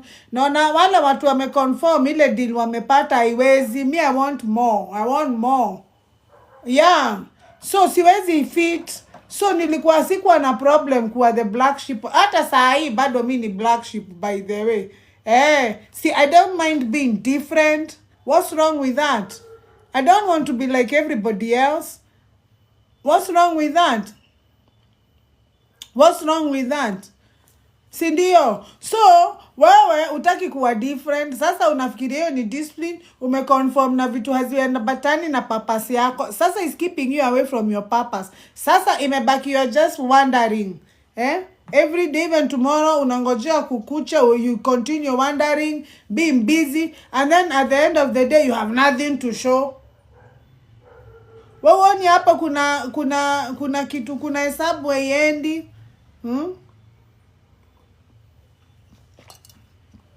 So elewa hivyo. Elewa team how you react. First anza na kujistudy. Kwanza elewa ni patterns gani unakuaga nazo. Ni vitu gani zinajirudiaga kwa maisha yako. Kama you cannot maintain a marriage. Ni nini inakuaga kwa kila marriage? Ni nini inajirudia kwa kila marriage? Every time umepata dem, mnaanzaga vizuri, ikifika mahali kunaenda hivi, ilianza hivyo na Shiko, ikaisha, ikaanza hivyo na Karo, ikaisha. Elewa ni nini kwanza, kaa chini ujiulize hiyo pattern ni gani. Kama uko aware ni pattern gani zenye uliadopt ukiwa mtoto zenye zinakuweka kwa hiyo, zinakutrap kwa low frequency, hawezi toka. Hiyo ndio being born again. It's not enough to be born, you have to be born again. That is what we call being born again. Kaa chini ujiulize, ni kwa nini mi upata do inaisha na sionangi kwenye iko? Unaona, utapata wewe una believe that money is scarce. Unaamini hakuna kitu ngumu kama kusave. Unaamini pesa inakuwaga ngumu, ni lazima ufanyie pesa kazi, ni lazima usafe, ni lazima kwanza ukapitie ndio upate do, ndio wealth kuje. Sasa wewe unangojeaga kukapitia. Sasa unakapitia na ujui kutoka hapo, kwa sababu ukikapitia bado unaanguka nayo na mafeelings uko ndani. Now you're stuck. Na ni beliefs zako zinawaka against you. Sasa usipokaa chini uchange, uanze kufanya pesa morio, uanze kuonyesha brain yako that I'm safe with money, because right now the reason pesa ikuji kwako is because your brain believes you're not safe with money. There's a part of you that believes that money is evil. Sasa you want money but you don't want to be evil. You want money but you don't want to be evil. Sasa frequency haziwezi ingiana hivyo, lazima uanguke pande moja. Ndio maana Jesus alisema you cannot serve two masters at the same time. You have to send out one frequency at a go. So it's either you want money or you don't want. So today you want, tomorrow you don't want. Leo unaandika affirmation, I'm rich. Then mkikutana na mabeste yako waanze kusengenya matajiri, sasa tena unaanza kuwasengenya, tena umerudi pande hii. Sasa you cannot even hold one frequency for long. And it requires you to hold one frequency for long so that your manifestation can come quickly. Because holding that frequency, it means you are focused on that thing that you want. Now your energy follows focus. What you're focusing on is where your energy going. The more you feed your energy on your manifestation, the quicker it comes. Sindio, ni kama kuweka kuni, venye unaweka kuni zenye zimekauka mzuri ndio githeri yako inaiva haraka.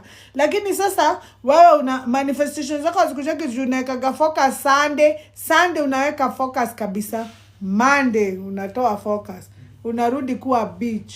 Kwanza wenye wako na ofisi za serikali, ukiambiwa ni yeye anasomanga Bible kwa kanisa kila Sunday, verse za Bible, soma la kwanza, soma la pili, ni yeye anasomanga, huwezi amini venye na kumistreat Amesahau. Si ndio? Kwa sababu ako position anaweza abuse power. Amesahau. Sasa ametoka tena amerudi kwa hii frequency ingine. Sasa hiyo goal yako either itakuja pole pole sana, unapata umepata goal moja after 50 years. One goal. Ama hata hiyo goal haitawahi kuja. Hata hiyo goal haitawahi kuja kwa sababu sasa una slide ukislide nje. Una slide ndani ukislide nje. Sasa utasaidika aje? Unaona? So kwanza uelewe hivyo. Below average and above average. Kaa chini ujiulize wewe reactaje in situations zenye umekuwa triggered.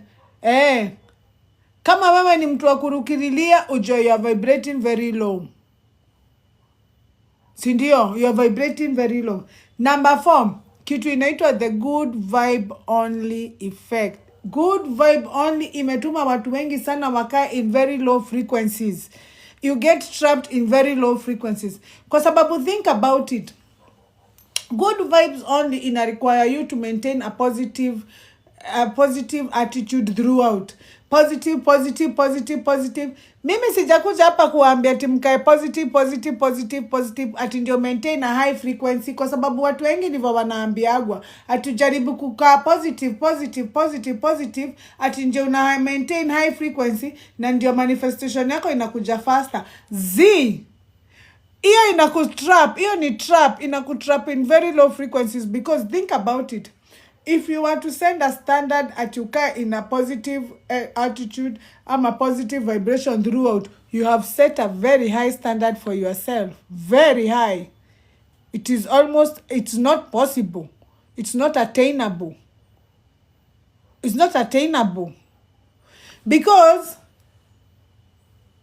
being vibrating high does not mean that you remove a half experience of a human being. For example, all feelings are supposed to be expressed. Sometimes you feel anxiety, sometimes you feel calm, sometimes you feel love, sometimes you feel hate, sometimes you feel joy, sometimes you feel sadness. All those feelings, they are the ones that constitute in a human experience. All of them are needed for you to have a full experience. So vibrating high or being spiritually awake does not mean cutting out half of a human experience, that now you can only vibrate high, you can only feel the good energies but suppress the negative energies. No, both of them work together. There's no way you can know love if there's no hate. Both complement each other. So for you to be able to understand love, you must have known hate first. So hate needs love and love needs hate. Just like even God needs Satan and Satan needs God. Because for you to be able to glorify God, ni lazima kutumia shetani. So Mungu pia yeye uhitaji shetani. Si ndio? Kama ujui shetani huwezi jua Mungu, huwezi mglorify. So ili wewe ujue Mungu lazima akutumie devil na kuambia tembelea ule kwanza. Ni lazima aseme haleluya. Ni lazima aseme amen. Tembelea ule kwanza. So ni kumaanisha both of them complement each other. Si ndio?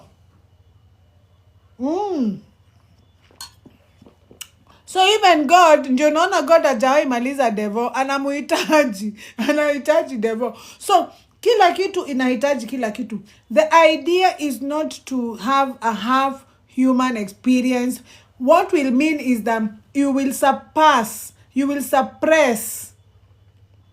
these other lower feelings. You will suppress anger. So when you're supposed to be feeling angry, you will pretend. You will have to wear a mask on top of that anger.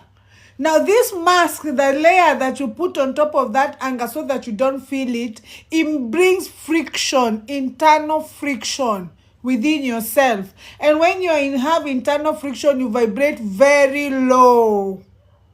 Very low. Because number one, you will start feeling guilty for having that feeling. you start feeling kama umefanya, yani ni kama umejikosea, yani nilikasirika. Na sifai kukasirika, nafaa ku maintain positive energy throughout. Nafaa ku maintain positive energy. So inaleta war against yourself, internal war. Unaona? Utaanza kufeel shame because of doing it, because you think you're spiritually awake, you did it deliberately to yourself. Now you start feeling shame. Shame will bring guilt. You're feeling guilt. Those are very low vibration. So good vibes only is a trap. Is a trap. You can't feel good. The idea is for you to be aware of each and every feeling, such that when you feel anxiety, the idea is not to throw anxiety out. The idea is not to doubt anxiety. The idea is not to challenge anxiety. The idea is to observe it, acknowledge it. Acknowledge that there's presence of anxiety. So when you're acknowledging, you don't say, I'm feeling anxious. No, I have anxiety. No. The minute umesema you have anxiety, you collapse the feeling of anxiety with yourself. Now you have merged. Now you are one. The idea is for you to feel anxiety, and then you recognize, you acknowledge the presence of anxiety. The idea is for you to know that there is anxiety present. So you say, I recognize the presence of anxiety. I can recognize anxiety around me. So what you have done is that you have acknowledged that anxiety is present. So you have not denied the feeling of anxiety from expressing itself, but you have not also entangled yourself with it. You have not let it define you. So there is a gap. That gap is the one that I'm talking about. That is the frequency that attracts everything. When you get to that level of frequency, mali unaweza kuweka gap. Ati una acknowledge that kuna anxiety. Unaiona iko. So the question that you ask that anxiety, the other bad thing people normally do, the common mistake which is very dangerous people do is that you judge it. You judge that anxiety. You start thinking that it is coming from my mother, from my dad, grandfather, from ukiona nikiwa na anxiety, something bad is about to happen. Those stories that you create with your mind on top of that anxiety is the problem. It's not the anxiety the problem. The anxiety just is a feeling that needs to express itself. But the story you create on top with your mind now, sasa hizi ni stories za mind. Usipo recognize that hizi ni stories za mind, uziseparate. Sindio, ukose kujudge. It's not, that anxiety is not good and it's not bad. It's calling.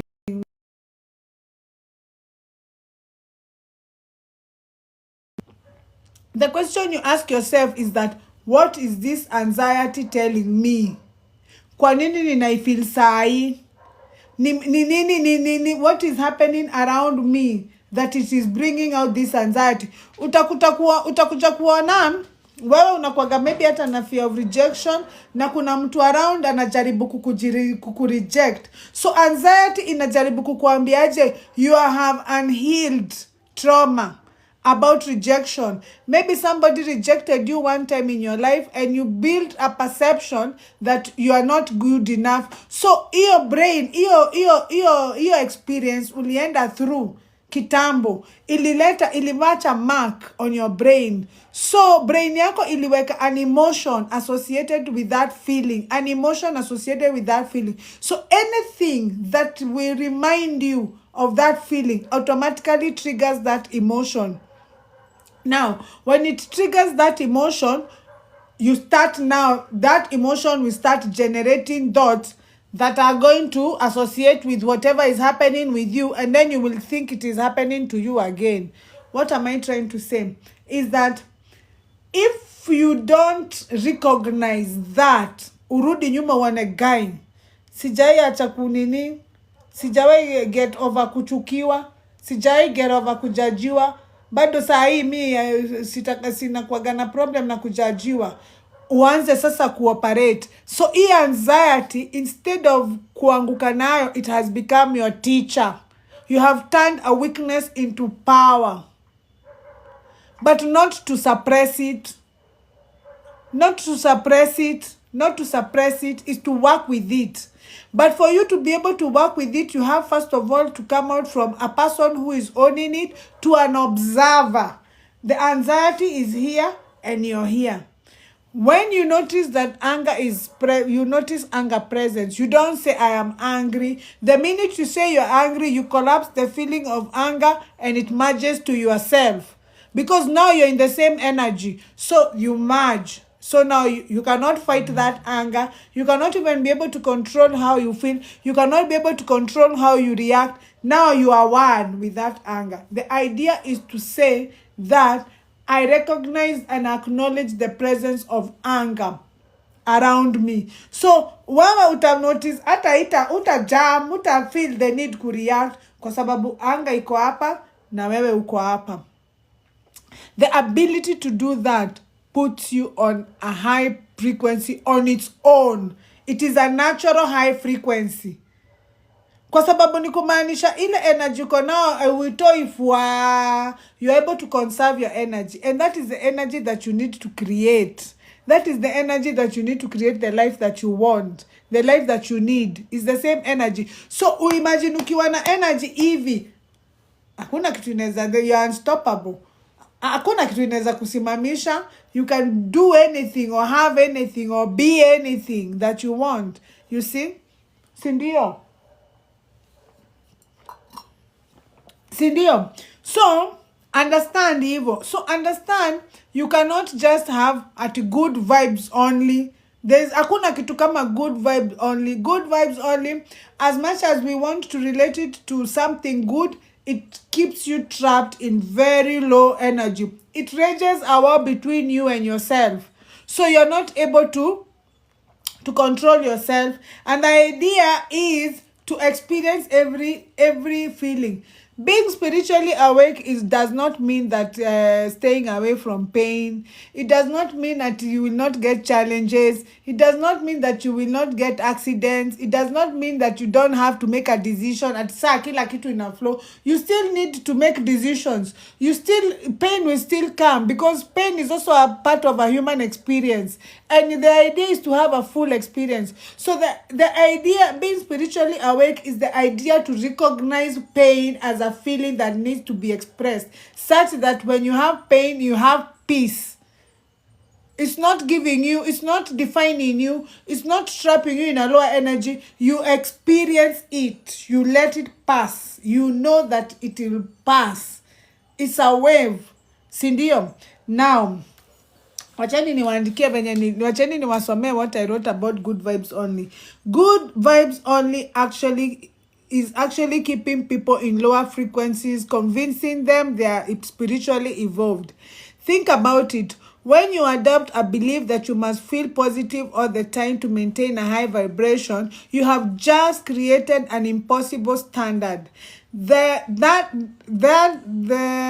internal war, you rage an internal war against yourself that collapses your frequency to the original emotion itself. Unaona? This is a hidden mechanism that many people struggle despite doing all the techniques, fighting yourself and creating an internal friction. Your true vibration state is not determined by the emotion you are feeling right now. It's shaped by something far much deeper. It's the invisible architecture of beliefs, expectation, and identity patterns operating behind scenes of your conscious awareness. Sunaona venye niliwaambia? Because niliwaambia, since you were a child, kuna vitu mingi sana you grew up believing, especially if you came from a dysfunctional environment. It means there are some things, niliwambia, when you're a child, you don't need to be told. The fact that you're observing, we pick up from the environment. And when you're children, our brains are in super learning mode throughout. So everything you saw as a child, you are likely not to forget, because nature made it like that so that you can learn how to fit quickly to be a member of your family. So you need these skills. You need these skills. Now, unfortunately, these skills have no filter. A child doesn't know what is good or bad. The analytical part of their brain is not developed yet.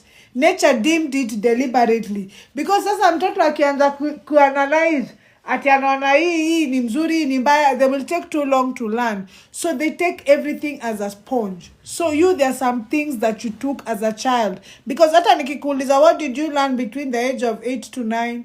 Do you remember? The age of 8 to 9? 10 to 11, do you know what you learned? Do you remember? Unaweza kumbuka Musem? You see? But you learned something. And whatever you learned, the fact that you don't remember, it doesn't mean it's not embedded within you, is what is driving your life. So the idea is to use your reality.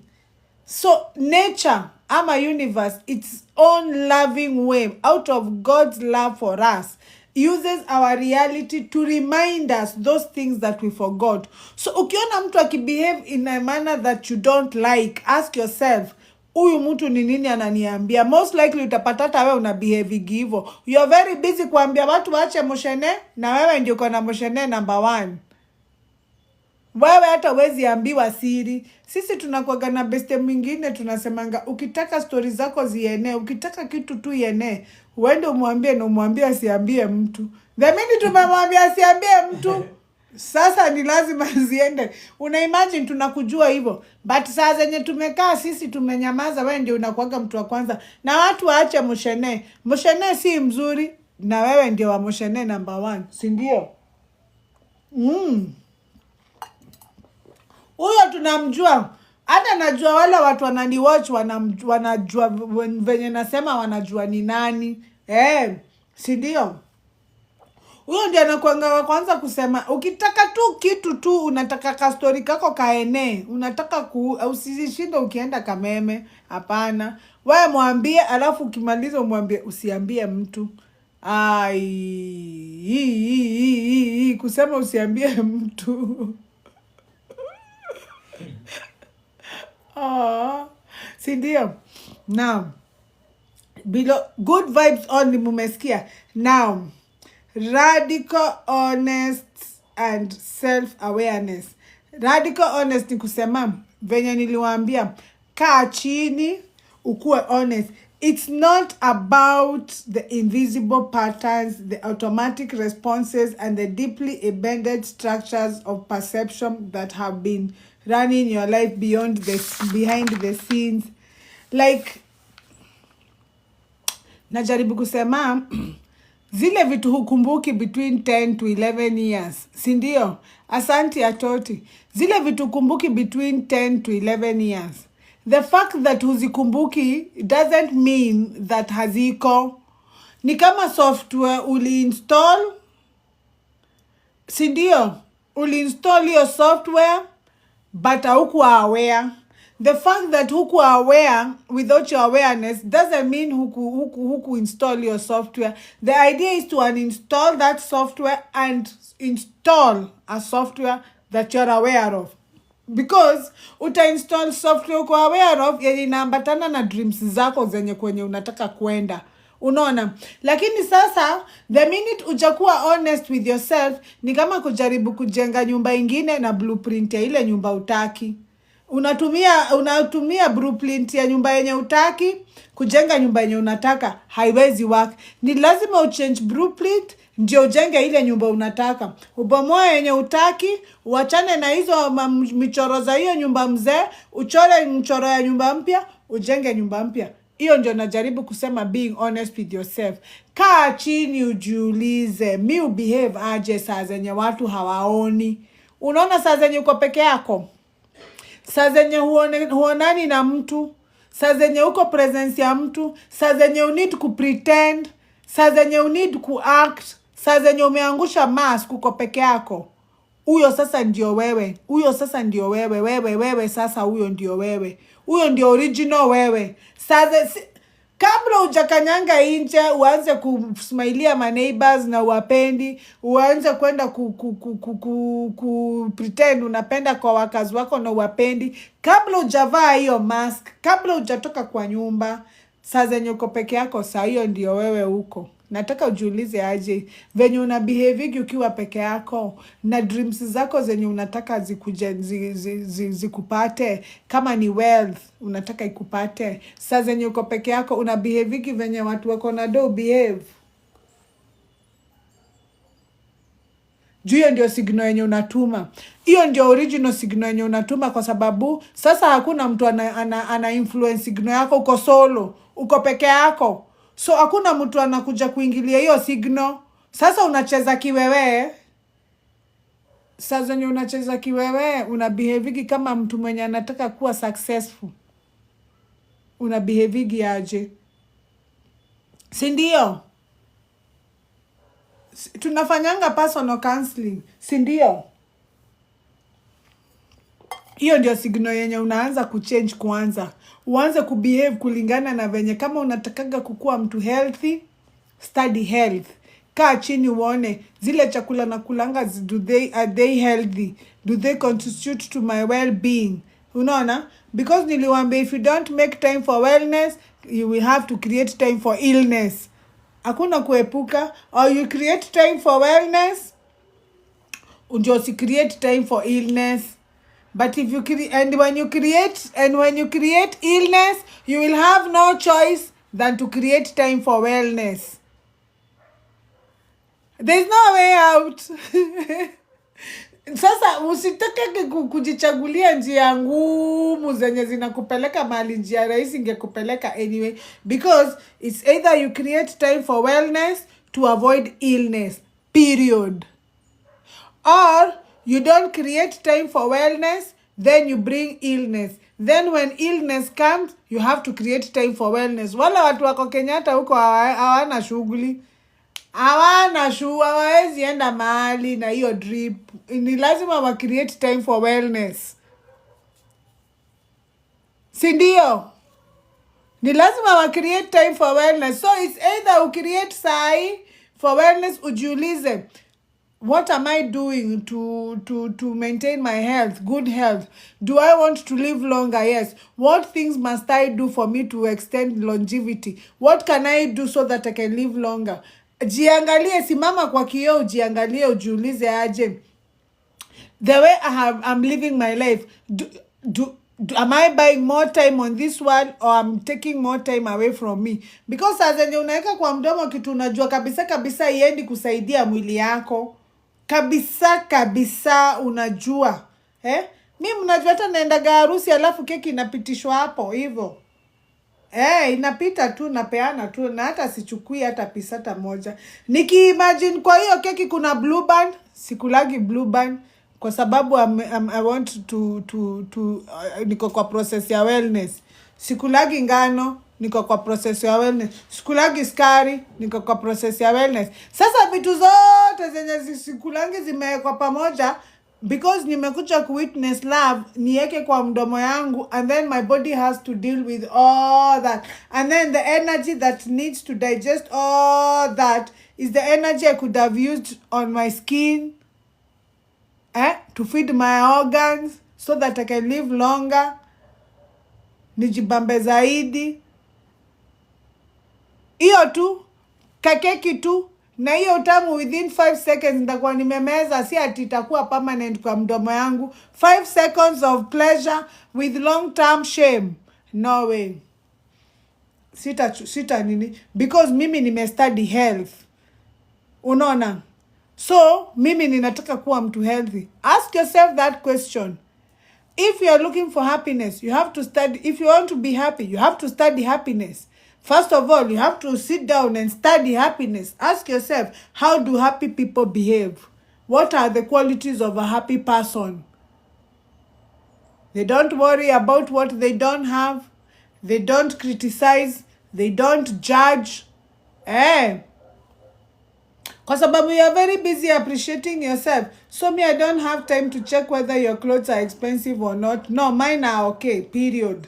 Sindio? It's as simple as that. Nyinyi mna make life ikuwe complicated na life ni very simple. Now,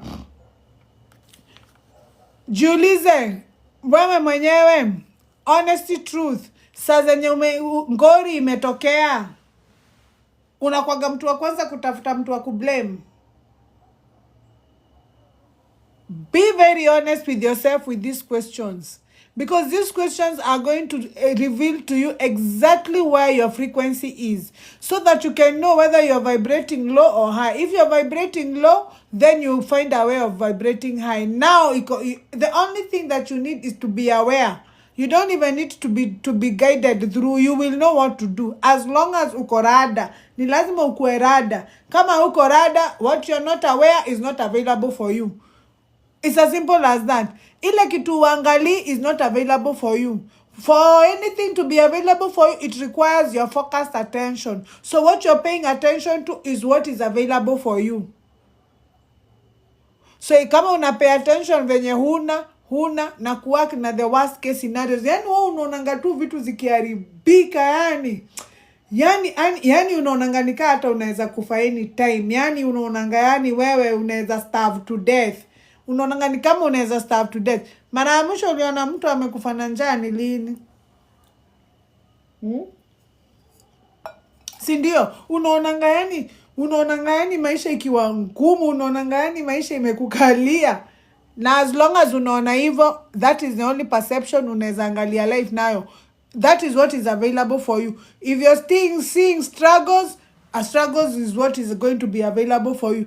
Because there's no any other way you can view life. You can only view life through the perception of struggle yenye we umechagua. Because the other side is available. Unaweza decide that I'm going to be working with the best case scenario instead. Nitakuwa tu naona vitu zangu zikijipa. Kama ni hiyo deal yenye umewekelea kwa meza, auoni ikienda wrong. Unaona check, unajiona ukienda kubank check, deal imeivana, umelipwa. Na hiyo ikupei anxiety, hiyo feeling haiwezi kupea fear. That's like choosing faith over fear. Unaona, faith does not give you anxiety. Faith does not give you thoughts za ati sasa unakufa kesho, hiyo pesa yako unaenda kukoniwa. Faith haikupati, hiyo ni fear. So the minute umeanza kunotice, umeanza kupata hizo thoughts za, the idea ni kujipata. Ukipata hizo thoughts, urealize, saa zenye uko aware una feel, sasa nimeanza kufeel ni kama ninaanza kuogopa. Sasa ndio hiyo kuku imewika, kumekucha, bado sijapata hiyo do. Ukipata hiyo thoughts inakukuja, you gently direct yourself bila kutumia any force. Tena ukitumia force, hizo thoughts haziishangi. Why not zile kitu taki kufikiria, ile kitu na avoid kufikiria ndio unashinda ukifikiria the whole day. Juu umeblock hiyo thought, unaifight. So ukifight, inarudi na twingine twingi. Inarudi by time you realize thoughts za ile kitu taki kufikiria ndizo ziko kwa kichwa yako kila saa. Ukienda kuonga ukienda kufanya ukiwa kwa jam ni hiyo kitu taki kufikiria. Juu zinakuja mingi sana juu fight thought ya kwanza. Instead, you gently direct yourself. Ukienda kuona kinaenda kuumana, unajiambia I trust in my capabilities. Nothing is hard for me. I'm getting better every day. Nothing is hard for me. Unaona, every day I'm winning. Nothing is hard for me. What is meant for me will never leave me. Sasa umeanza kuchange. Hiyo pesa ni ikuje manze. Sasa umeanza kuchange. Sasa umeanza sasa ku-upgrade conscious yako. The minute umemanage kujidirect hivyo, ujue umejipatia upgrade. Ujue direct, automatic, vibrate higher. The minute umejikosoa hivyo, ujue tena umerudi juu tena. Uende hivyo, na it's a never ending process. Remember, what you are trying to uninstall is something that has been installed for over 20 years. Uko na miaka ngapi? Hiyo miaka uko nayo. Kama mimi niko na miaka 45. Sasa ni saa hii nianze ku-uninstall kitu nimebelieve for 45 years. Hiyo kitu iko na mizizi sana. Haiwezi toka fua. Na ni lazima ing'olewe mpaka the last mizizi. So ni kumaanisha haiwezi kuwa ka process ka haraka na kana mwisho. Nika ongoing. So spirituality, see, it's something you arrive at. It is a way of life. Every day you unlock this layer, it unlocks another one, it unlocks another one, it unlocks another one, it unlocks another one, and the cycle continues forever. So there's no way unaweza kama mahali useme ati sasa now I'm spiritually awoke, now I know everything. No, every day you are learning, because there are so many things that you learned that you didn't need them for who you are. It's your environment that taught you. So in short, we are all victims of our environment. Everybody is a victim of their environment, because there are some dysfunctional behaviors that you pick from the environment that are not serving you now. So these dysfunctional behaviors need to go, because they are driving your life in a very powerful way, more than you know. Ndio naonanga vitu haziwakingi kwa sababu what you want and your beliefs zina crash. Anything that is going against your belief has to crash. Sindio, unafungua biashara, but deep down unaamini wewe si mfanyi biashara mpoa.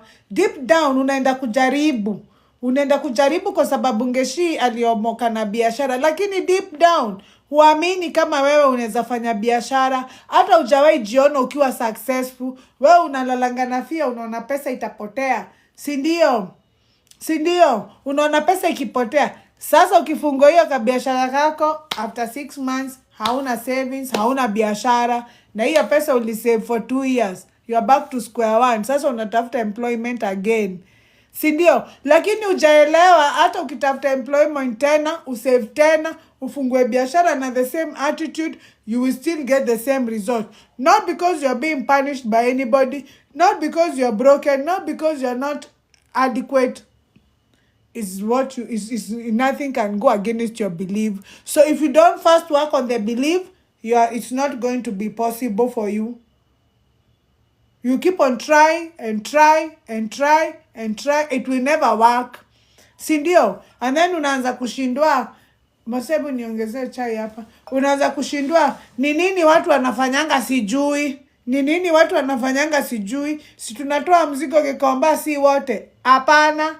Munatoa mzigo physically, lakini spiritually you lost the battle, because there's no way you're winning physically if you have not won spiritually. No, it is the internal that creates the external.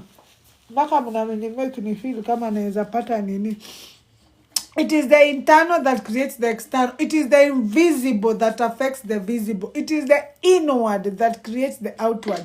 So if your inward is not straight, you know, Jesus alisema clean your house.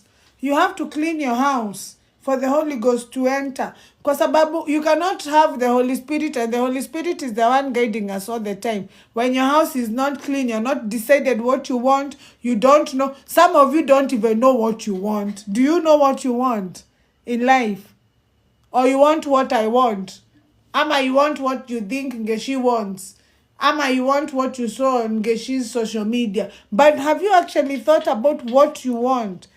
And what are you good at? What gift is that you have that umekuwa ukipuuza, unaonanga kama huwezi kuomosha? Ni gani hiyo? Unaona hiyo calling? Wacheni niwaambie kitu moja. You are only called once. Unaona ile calling ulikoliwa, hiyo kitu yenye ulipewa na Mungu, hiyo gift ulipewa na Mungu ukiwa teenager. Hata kama ni kushuka nywele, wewe unajua kushuka sana. Hiyo calling, hiyo kitu yenye uliignore, all the time unaignore. Sasa unashindaka kwa kanisa ati unataka calling ingine. Hakuna calling ingine unaweza pata kama hujaobey hiyo. Sasa God atajuaje sasa wewe you are an obedient person kama ile ya kwanza uliignore? Okay, hata kama wewe ni God utajuaje? Unaona? So hakuna calling ingine inakuja. Unaona hiyo kitu yenye unasikiaga kila saa kwa masikio, kila saa fanya na hujaifanya. Hiyo kitu yenye inakwambia quit and start this. That is your calling right there. Lakini sasa unaiavaride na vitu mingi zenye zimekuja kwa society, imekufundisha kuomoka ndio hii. Yani wewe uliatakiwa ukiwa mtoto mpaka walikuambia what success means to you. Kuna venye wewe unajua success inamaanisha. Somebody gave you a definition of success, the word success. So kuna venye unaonanga wewe uko successful kwa sababu una believe success venye inafaa, unajua venye success inafaa kukaa. Unajua venye success inafaa kukaa. Si ndio? As a man thinketh, so he is. Si ndio? You know, kuna venye una expect success ikae. Sasa unasahau hata kukua alive ni success. Good health ni success. Watoto ni success. Nguo zenye umevaa ni success. You are so successful, lakini because wewe kuna mtu alikuambia, alikaa chini akakuambia venye success iko supposed to look like, sasa huonangi what you already successful with. And then on the other hand, God amekupatia hizo vitu zenye uko nazo so that akuone venye utazi appreciate hizo kidogo, because hawezi kuongezea kama what you already have. You can't see. You are a very ungrateful person. You can't see. Sasa una expect out of your ungratefulness yako a pile. It doesn't work like that. Sindio? It doesn't work like that. Hata on a human level, hata tuondoke kwa Holy Spirit, even on a human level, it doesn't work like that. Mimi siwezi kuwa nakufanyia vitu appreciate. Hata mimi kama binadamu ndachoka. But for some reason unaona wewe hujawahi kuwa true believer, but God hajai choka na wewe. Imagine zile vitu zote umecome through. Imagine zile vitu zote umesurvive. Even some of them you don't know how you survived, but somehow you survived. Somehow ili come through. Somehow you always come through. Even on the difficult challenges that you go through, you always come through. Somehow. Now you're not a believer yet. So imagine ukikuwa believer. You know? Has to be wonderful. Very wonderful. Mimi kwanza wacha niwaambie zile vitu nimekuwa nikimanifest. Itabidi muanze kunizoea hapa pole because mimi kulingana na mali napanga 2026 ni kama mtakuwa mnanionea view sasa. So mu take full advantage. Juu mimi zile vitu nimemanifest.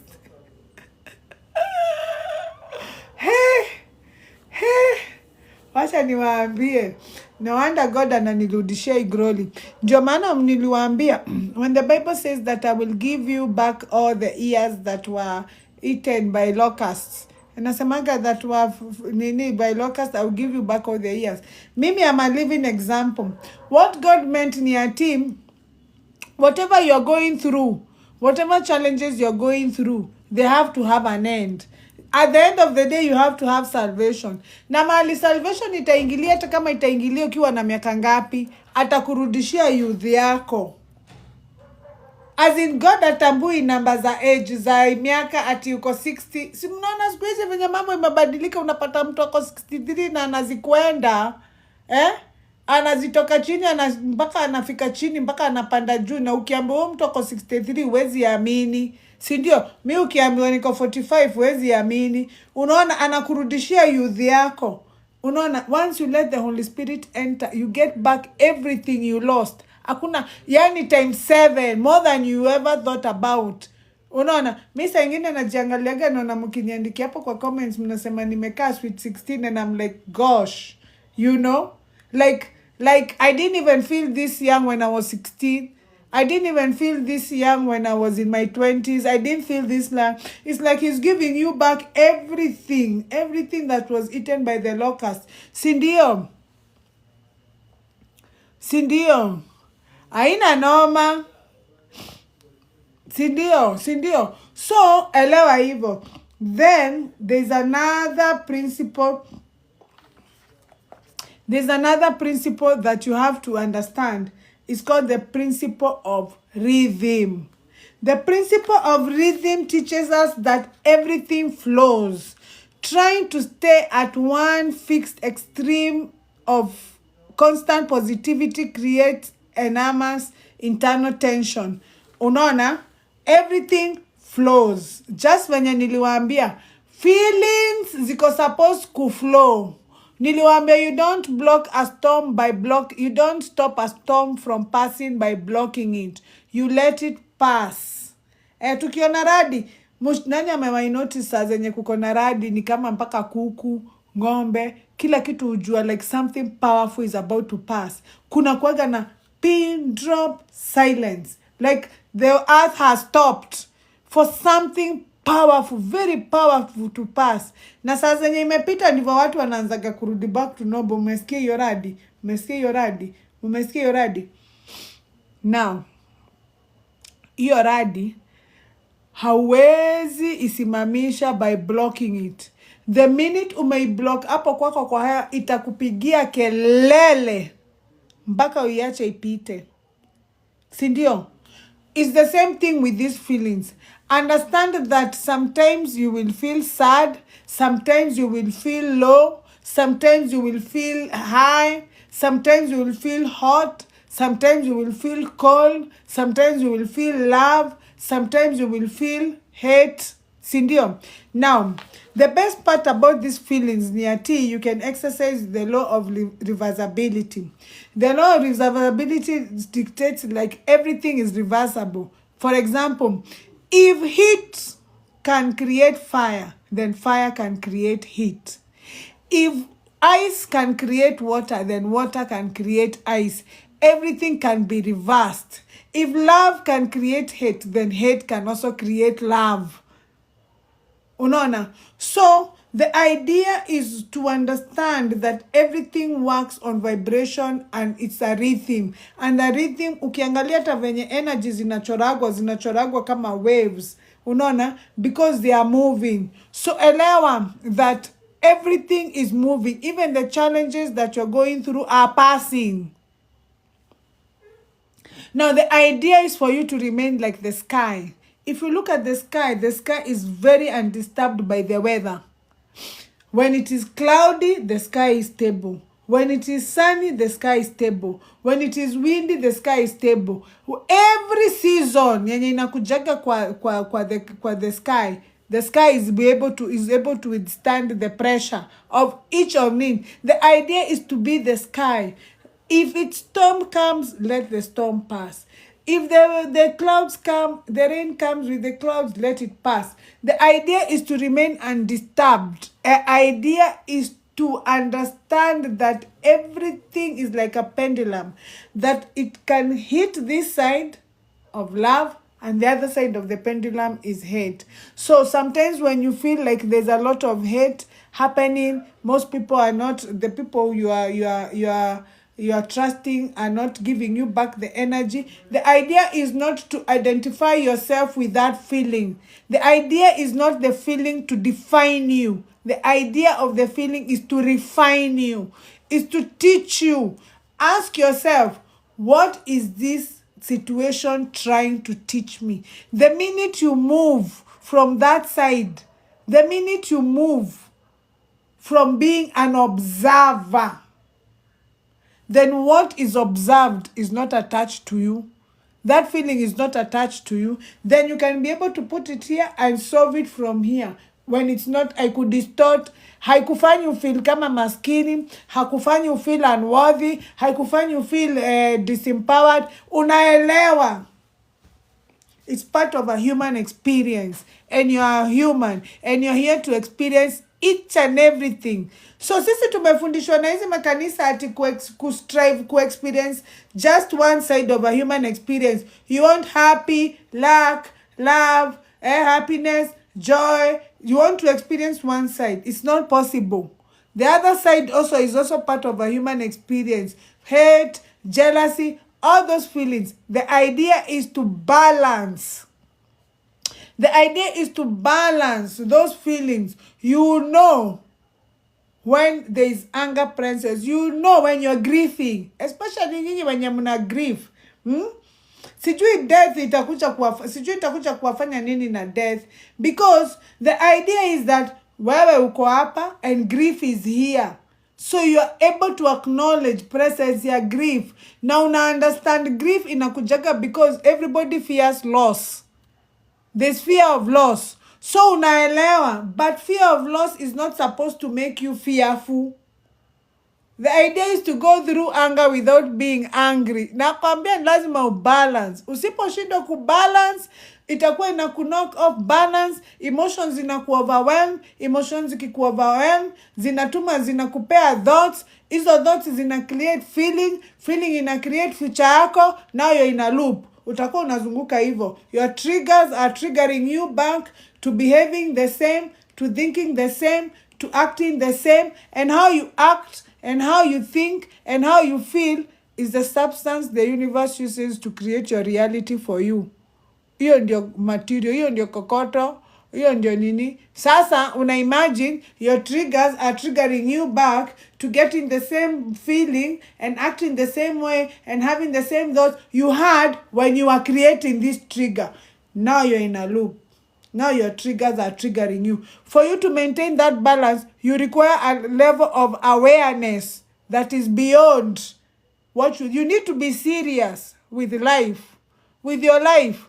You need to be very aware. Your job is to keep. It's always to be aware. Huyu mtu anataka kunijamisha, niingie kwa low frequency. Sasa huyu wa kunijamisha ako hapo na mimi niko hapa. Sasa ninamuobserve. Nataka kujua huyu mtu, where are you coming from? Most of the time ukijiuliza swali utakuja kuonanga watu wengi sana umenyamazia, wewe ndio uliwakosea. Lakini kwa sababu hukujiuliza, hukukaa chini ukajiuliza, ulikuwa unatafuta tu mtu wa kublame, na haiwezi kuwa ni wewe. It's never your fault. Wewe ndio unapeangwa apology kila saa. Juzi nilikuwa naambia Chichi, namwambia don't be wanting to be a victim all the time. You're victimizing yourself. That's a frequency. That's an energy. Kila saa you're striving to be told sorry. You always have a need to be right. All the time you want to be right. That need of being right all the time is going to bring you a lot of misery, because you cannot be right according to who? Where is the universal dictionary for everybody? Ndio tujue, to compare, tuangalie rules mali zimeandikwa, right according to who? Because what might seem right to you might not seem right to me. Kama sasa mwalimu wetu alikuwa anatupea example, anatuambia shule, alikuwa anatuambia sometimes when it's not good to judge, because wewe mwenyewe what is right to you is not right to somebody else. Akatuambia ati kuna mahali alienda kufanya counseling. Sasa hii place ati when a girl is about to be married, the night before she goes to get married, she has to sleep with her father, so that her father can open the blessings, like to bless. And the girl, before she gets married, that night, the girl has to sleep with her father also. Both of them. The boy sleeps with the mother, and the girl sleeps with the father. And there's some women out there shangiliering after they have done it. Now they have been blessed. Both of them, they are ready to marry. Thank you, Spirit. Both of them, they are ready to marry. Mimi kulingana na mali nimetoka, hiyo ikubaliki. Me, I cannot sleep with my father. Haikubaliki kwetu. But kule it is very normal. So when you have the need to be right, sasa kwa hii situation, who is right and who is wrong? Because according to that community, they are right. According to our community, we are right. Who is going to judge us? According to who? Unaona? So you cannot have the need to be right all the time. It doesn't even make sense. It's not even possible for you to be right all the time. Because right according to who? According to who? According to who? Unaona? So you have to lose the need to be right. You cannot be right all the time. No, sometimes listen. So niko namwambia, don't always want to be told sorry. Ati unafikiria ati sasa kuapologize na kila mtu ni form. Hiyo si form. So elewa that everything works in a rhythm. Sometimes you are happy, sometimes you're not happy. Sometimes you have money, sometimes you don't have money. When you don't have money, it doesn't mean you did something wrong. No, it means it's part of it's the law of rhythm at work. Because everything, even now, is when scientists are coming to link spirituality with science.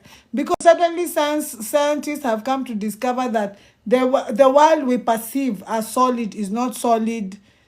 It is just vibrations. It's just energy vibrating at a particular frequency. For example, the seat that you're sitting on right now when you're watching me, when you look at it under a microscope, it's moving. Nothing is solid. It's just the same electrons of the same type that came together, and now it seems solid to you. And your brain is interpreting it as a chair. But in real sense, ukiangalia the law of rhythm is not so, it's moving. That's why you see nothing is permanent. Everything comes and go. Nothing exists forever. Change is the only thing that is constant, because change is everywhere. Unaona? Lakini nothing lasts forever, because everything is the law of vibration. Ukielewa hivyo, it's going to help you maintain a very high vibration. The understanding of that alone is a very high vibration on its own. Kuelewa tu hivyo venye nawaambia tu is a very high vibration on its own, because it's going to shape your perspective. Venye ulikuwa unaona vitu mingi zikienda vibaya, utakuwa unaona zikienda sawa. Na hiyo tu ndio, that is what you require. Because if you're working with the worst case scenario, that is where you're looking. And where you're looking is where you're going. Because energy follows awareness. What you are aware of is what you're feeding your energy on. And what you're feeding your energy on is growth. Has to grow. So if you're working with worst case scenario, that is where you're looking. And where you're looking is where you're going. So the idea is stop looking where you don't want to go. So kama you want things to work out, you have to look at the best case scenario. So you remove your focus from worst case scenario to best case scenario, realizing that the minute you're feeding the best case scenario, then you're underfeeding the worst case scenario. Every time you work with the best case scenario, you are withdrawing your energy from the worst case scenario. Little by little, with time, it compounds. Unaona, everything compounds. Just the same way unajua, if you don't brush your teeth before you sleep, with the time, your teeth is going to decay. It's going to compound. Lakini si atukikosa kubrush leo tu, ati kesho utapata decay. Hapana, it has to compound. Venye unaelewa tu hivyo, uelewe pia hata every time una switch, every time una work na best case scenario, you starve the worst case scenario with your energy. The more the worst case scenario starts with your energy, the more inakonda. The more inakonda. The more inakonda, inaisha energy. That is what we call forgetting. You start forgetting. Zile vitu zenye ulisahau kwa maisha, kwa mind, kwa brain yako zenye ukumbukagi, ni zenye vitu uliacha kuzifikiria. Na the reason why uzikumbukagi, because the minute uliacha kuzifikiria, uliacha kuzifeed energy. Uliacha kufikiria wala watu mulisoma na hao primary, so uliwasahau. So ukikutana na mtu akwambia unikumbuki, tulikuwa tunasoma na wewe primo, ulimsahau, na mulisoma na yeye 8 years. 8 years is not a short time. Ulimsahau. You stop thinking about them. Ulienda ukaanza life ingine, ukamit mabeste wengine, you stop thinking about them. So the minute you stop thinking about them, it means you're not feeding that neural pathway, that energy. The more it doesn't feed, the more it becomes small. The more it becomes small, the more it thins, and it dies. That is what we call forgetting. So for you to forget, your default system ya kudeal na worst case scenario, every time unajipata unadeal na worst case scenario, you consciously redirect yourself to the best case scenario. Every time you do that is a win. Don't take it for granted. It's a big win, because what you have done is that you have starved the worst case scenario and fed the best case scenario. With time, it will compound. You will start noticing people have started reacting differently towards you. Ujahama, wale maniba walikuwa hata wakusalimi. Suddenly mtu anakuambia sasa, si ndio? Suddenly ule shopkeeper mwenye hange kukopesha hata mkate ya 50 bob anakuambia kama una nini, hata sina change, endo utaniletea kesho. You find that mambo imebadilika, but wewe hujabadilisha maisha. Things are different, but nothing has changed. It is your energy that has changed and your perception. Sindio, now you have removed different lenses. Umetoa madiganga za ufala, za struggle na limitation. Umevaa za abundance na possibilities. Sasa unawaka na possibilities, turning probabilities to possibilities. Kila kitu yote unaona ni possible is a probability. Kuiangalia na macho hivyo, human awareness inaichanging into a possibility. The fact that you're focusing, it's not even about perfection, it's about consistency. Think about it more often. Think about what you want a lot, more. Ukijuaga, every time una think about it, you're flowing, your energy is flowing there. So you're feeding a good thing. Think about where you're going. Forget where you're not going. Where you're not going is keeping you away from where you are going. Sindio. Yes. So, elewa hivyo. Haina shida. Sindio. So, number 3, the observer consciousness. When venye niliwaambia, the observer consciousness, become the observer in your life. The observer ni kumaanisha hakuna kitu iwezi rushwa mbele yako na usideal nayo. Unaweza observe bila kuabsorb. You can observe without absorbing. Unaona hiyo ngori lakini haikuletei fear. Hawani ati hiyo kitu ikikuja ati kukugandamiza. Unaelewa. The minute umekuwa observer, the idea ni kuangalia situation. Kama for example, look at the challenges that you have right now. After hii live, sit down there and look at whatever you're going through. Instead of seeing yourself with that challenge, instead of merging, atusemage mimi niko na shida, mimi niko na njaa. Instead of merging na hiyo kitu, nataka ukae uiangalie, ujiondoe wewe as an observer. Because you cannot be categorized. What you carry inside you is very sacred. It cannot be placed in a box. It cannot be defined. It cannot be debated. It cannot be dissected. It cannot. It's not up for discussion. It's something that needs to be expressed. You are here to live some truth. Ndio niliwaambia, if you are here as a healer, because some people everybody is born something. You have a special gift. God has no business of bringing the two of you here with the same gift. So it means your gift, nobody else has it. It's very unique to you. Now some of you are even healers. Sindio? Sasa, it is your responsibility to, there are some people who are waiting for you to get inspired. Waiting for you to show up for yourself so that you can be able to produce your natural gift and heal them. Unaona? Some of you are born lovers. Yani kuna watu upenda tu watu tu yani unaona huyo mtu amekupenda, huyo dema mpenda, mnashinda huyo mtu anapenda bibi yake aje hivyo, but he can't help it. Sindio? Some are alchemists. Some of us say something to you and you never forget.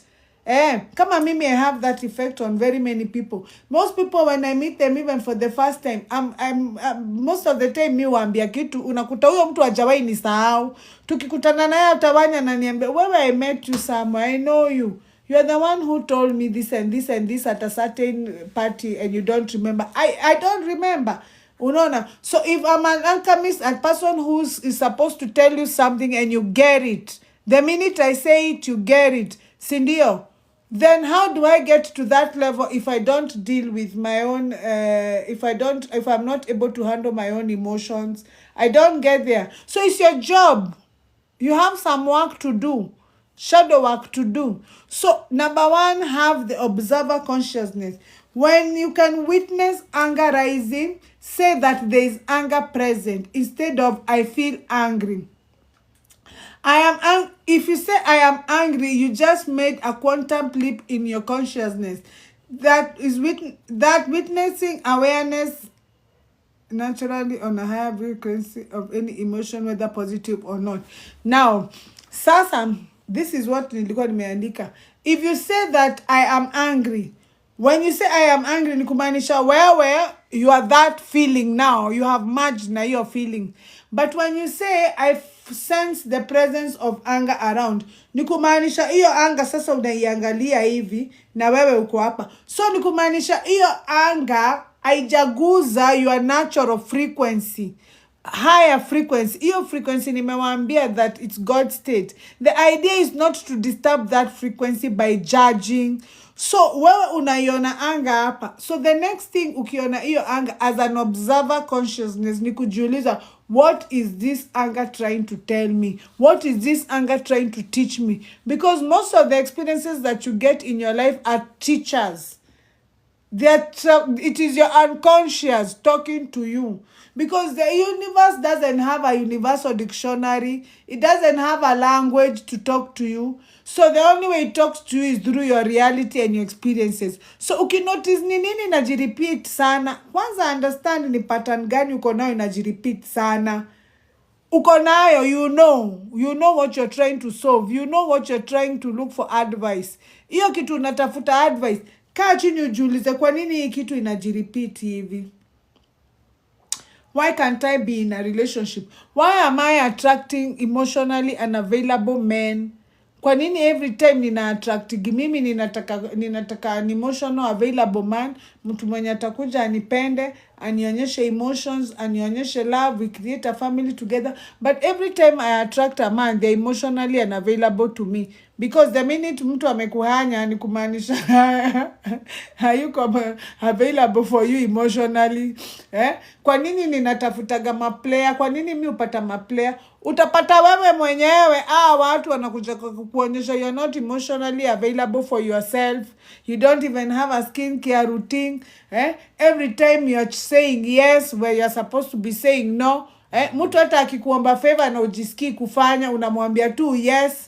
Every time you are needing to pretend to be somebody else, to please somebody else, to please. Every time you have to outshine yourself in a situation. Otherwise, if you don't outdo yourself, you feel unseen.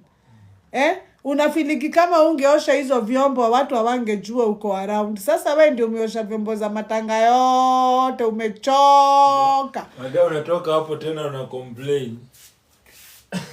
Alafu ukiwa na matanga hawakuji. Juu wewe ni ulienda pale kufulfill ego yako. So wale watu hawaku receive hiyo favor. Hawaku receive wewe. So unachokaga na bado una feel unseen. Una feel ni kama hukuwa present. So unajipata hizo vitu zote lazima sasa wewe ukipata matanga hao watu wakose kukuja. Kwa sababu your unconscious is trying to show you kuanzia leo hata wewe usirudi kuenda kwa wao. Sasa instead ya kuunderstand hiyo situation, ndio sasa unaenda kwa wao zaidi, kwa sababu unaona ni kama ukichujwa na hao mabest uko nao utakuwa present. Unaona ni kama life inakupita.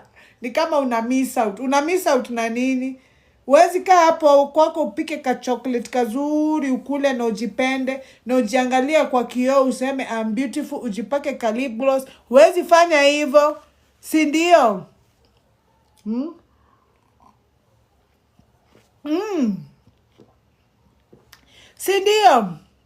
Si ndio? Every time unasema no when you mean yes, you betray yourself. Every time you go against your own want or against your own desire venye unataka, ati hata umeenda date na huko unataka kwenda date na huyo mtu umeenda, you betray yourself. Si ndio? You betray yourself, not another person. Every time you hide the truth for the sake of peace. Kwanza hiyo ndio imewasumbua sana. Sasa utaki kuongea ukweli juu utaki disharmony. Una choose peace over the truth. Yet, how can there be peace without truth? Wewe mwenyewe utaenda nyumbani bila hiyo peace, because utaenda ukisema unajua amenidhulumu, si kusema, kwa sababu sasa wewe utaenda ukijikashfu. Now it's going to be the war between you and yourself. For what? Si useme tu. Wacha hiyo peace ikaumane, wacha kaumane. Juu either wewe kataumana, lakini sasa wewe ukikanyangia kataumana sana pande yako, ule hata notice kinaumana, kwa sababu ulimprotect ukifikiriaga that peace is better over the truth. No. Speak out. Si ndio? There shall be no peace if there is no truth. But the truth will bring peace automatically because truth has a way of coming out on its own. Eventually, they will know you are right. Eventually, the truth has a way of coming out. Eventually, the truth will come out and peace will prevail. Lakini hizo vitu zenye umeficha watu huko wanakuboigi nazo, una prefer peace. Unafikiria hiyo ni wisdom. Hiyo si wisdom. Every time you do that, you betray yourself. Now, when you betray yourself, it's not allowed. So your unconscious has to create a scene for you out here. That is going to teach you that betraying yourself is not possible. So atakuletea morio, atakupenda, utamtrust, utampea siri zenyu zote mpaka za huko kwenyu huko hizo vitu zenye hujawahi ambia mtu. Utamtrust. Huyo ndiye atakubetray.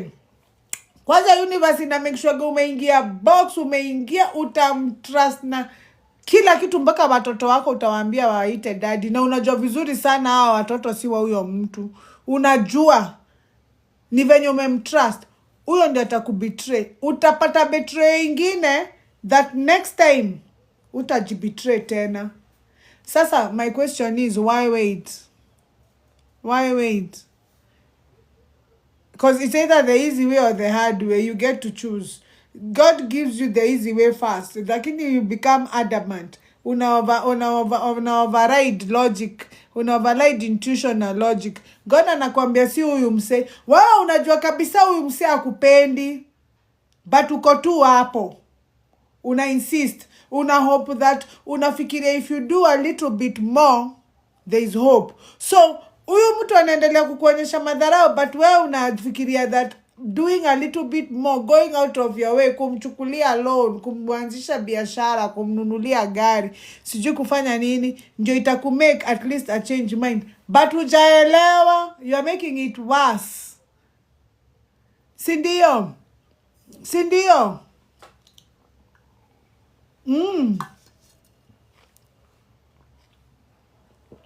Sindio? Hata una override tu na logic tu. Unajiambia tu hapana, men change, I'm praying for him, maybe nikimpatia hii, unajipeana kuna kitu umebakisha kwa store, hujajibakishia anything. It's not allowed. Huyo mtu ni lazima akubetray. Huyo mtu ni lazima akubetray. Kwa sababu it's not allowed. Alafu sasa hiyo betrayal itatuma kwanza ukae kando, ujiondoe na watu. Secondly, itakumake utake kujua next time before I trust somebody, I will have to have a few questions to ask. Sasa you will become more conscious. So you won't allow anybody. Na sasa utalearn kusema no. Unaona venye ulijua kusema no after betrayal. Ulilearn ati ulijua kusema no.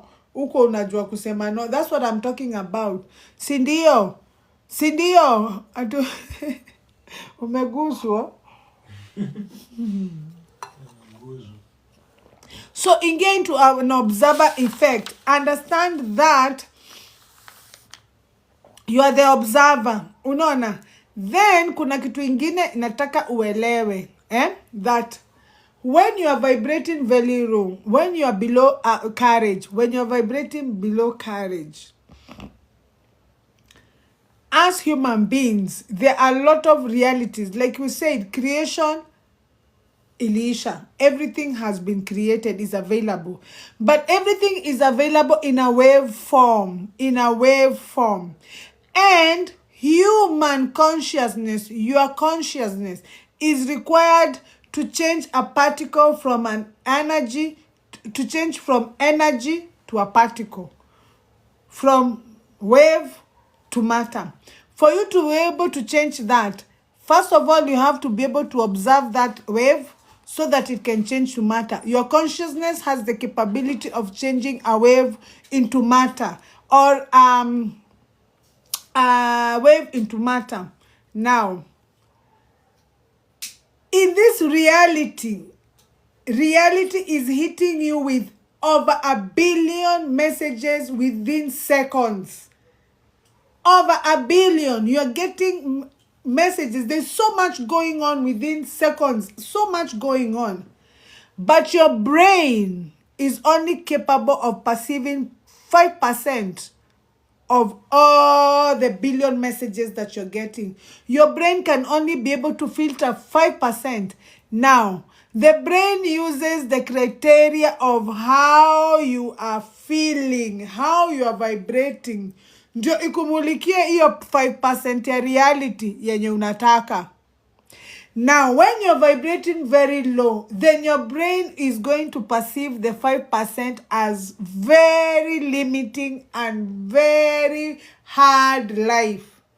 Because when you're vibrating very low, it means you're vibrating on a frequency of struggling and limitation and scarcity and fear and hatred. So your brain will only filter all that information, will only filter the 5% based on that limitation and struggle. So you will see a lot of struggle. The rest of the realities will not be available for you. Now, when you vibrate very high, then your brain is capable of perceiving a bigger reality for you. It's not limited because you are open. You're not forcing an outcome. You're not seeing yourself in a particular way. You're letting the universe to serve you. And let me tell you, what the universe is capable for you is beyond your imagination. You cannot even be able to fathom. When you use your imagination, you're very limited because you can only use your mind based on what your mind already knows. Based on what you already know. Now, there are so many things that you don't know that exist. And the fact that you don't know them, they don't exist for you. What you don't know does not exist for you. It doesn't exist for you. So you cannot use your mind to want to see your future. So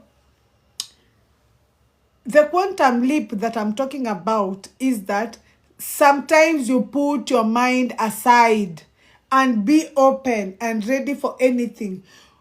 Most of the things that you surrendered, they came in ways that you could not believe. Ebu look at your life. Huwezi kosa kitu kama hiyo.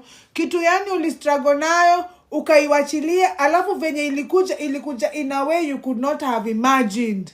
Ulistruggle na rent, alafu venye ilikuja auntie yako huko wa majuu mwenye ulikuwa umesahau alikupigia akakulipia tu your school fees. Si ndio? It came in a way you could not have imagined. Yet ulikuwa umebelieve Ngeshi tu ndiye anaweza nisaidia. But saa zenye release, because now you're not using your mind is very limited. Because niliwambia your mind does not have the capability of manufacturing something new. Your mind can only work with what it already has. Now, unfortunately, your mind is not very exposed because you don't know much. You only know what you are told by the people you are exposed to. There's so much in life that you don't know. So the idea is to understand that it is your job to make sure you vibrate very high so that other realities, spectrum of realities can be available for you. They cannot be available for you if you're vibrating very low. Very low means limitation and struggle. So, ni lazima uvibrate tu huko juu ni nini? Ni nini? Sitaki kutap. Kwani mimi natafuta followers? Wewe mose ni nini na wewe? Sisi tunasoma unaongea mambo ati ni tap kidogo. Na tap nini? Mimi niko busy. Nimeambiwa na nani ni tap.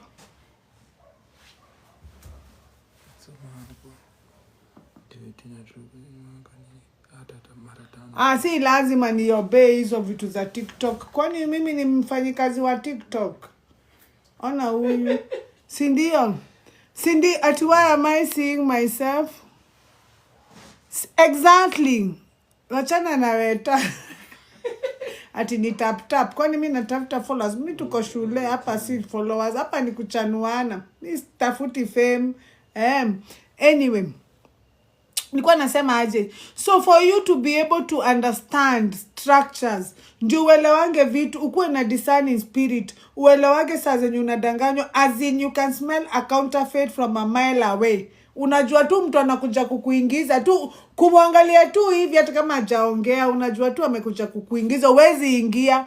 So for your brain to be able to have a broader perspective, you have to vibrate very high, because somebody who is vibrating very high does not have control, has surrendered already. They know everything is working out for their own good. They are always expecting something good. You walk with expectation, knowing that everything is done. Why? Because you said so, you declared so, and your word and your imagination is everything that you need. It has authority. You have authority. You have the same authority like God.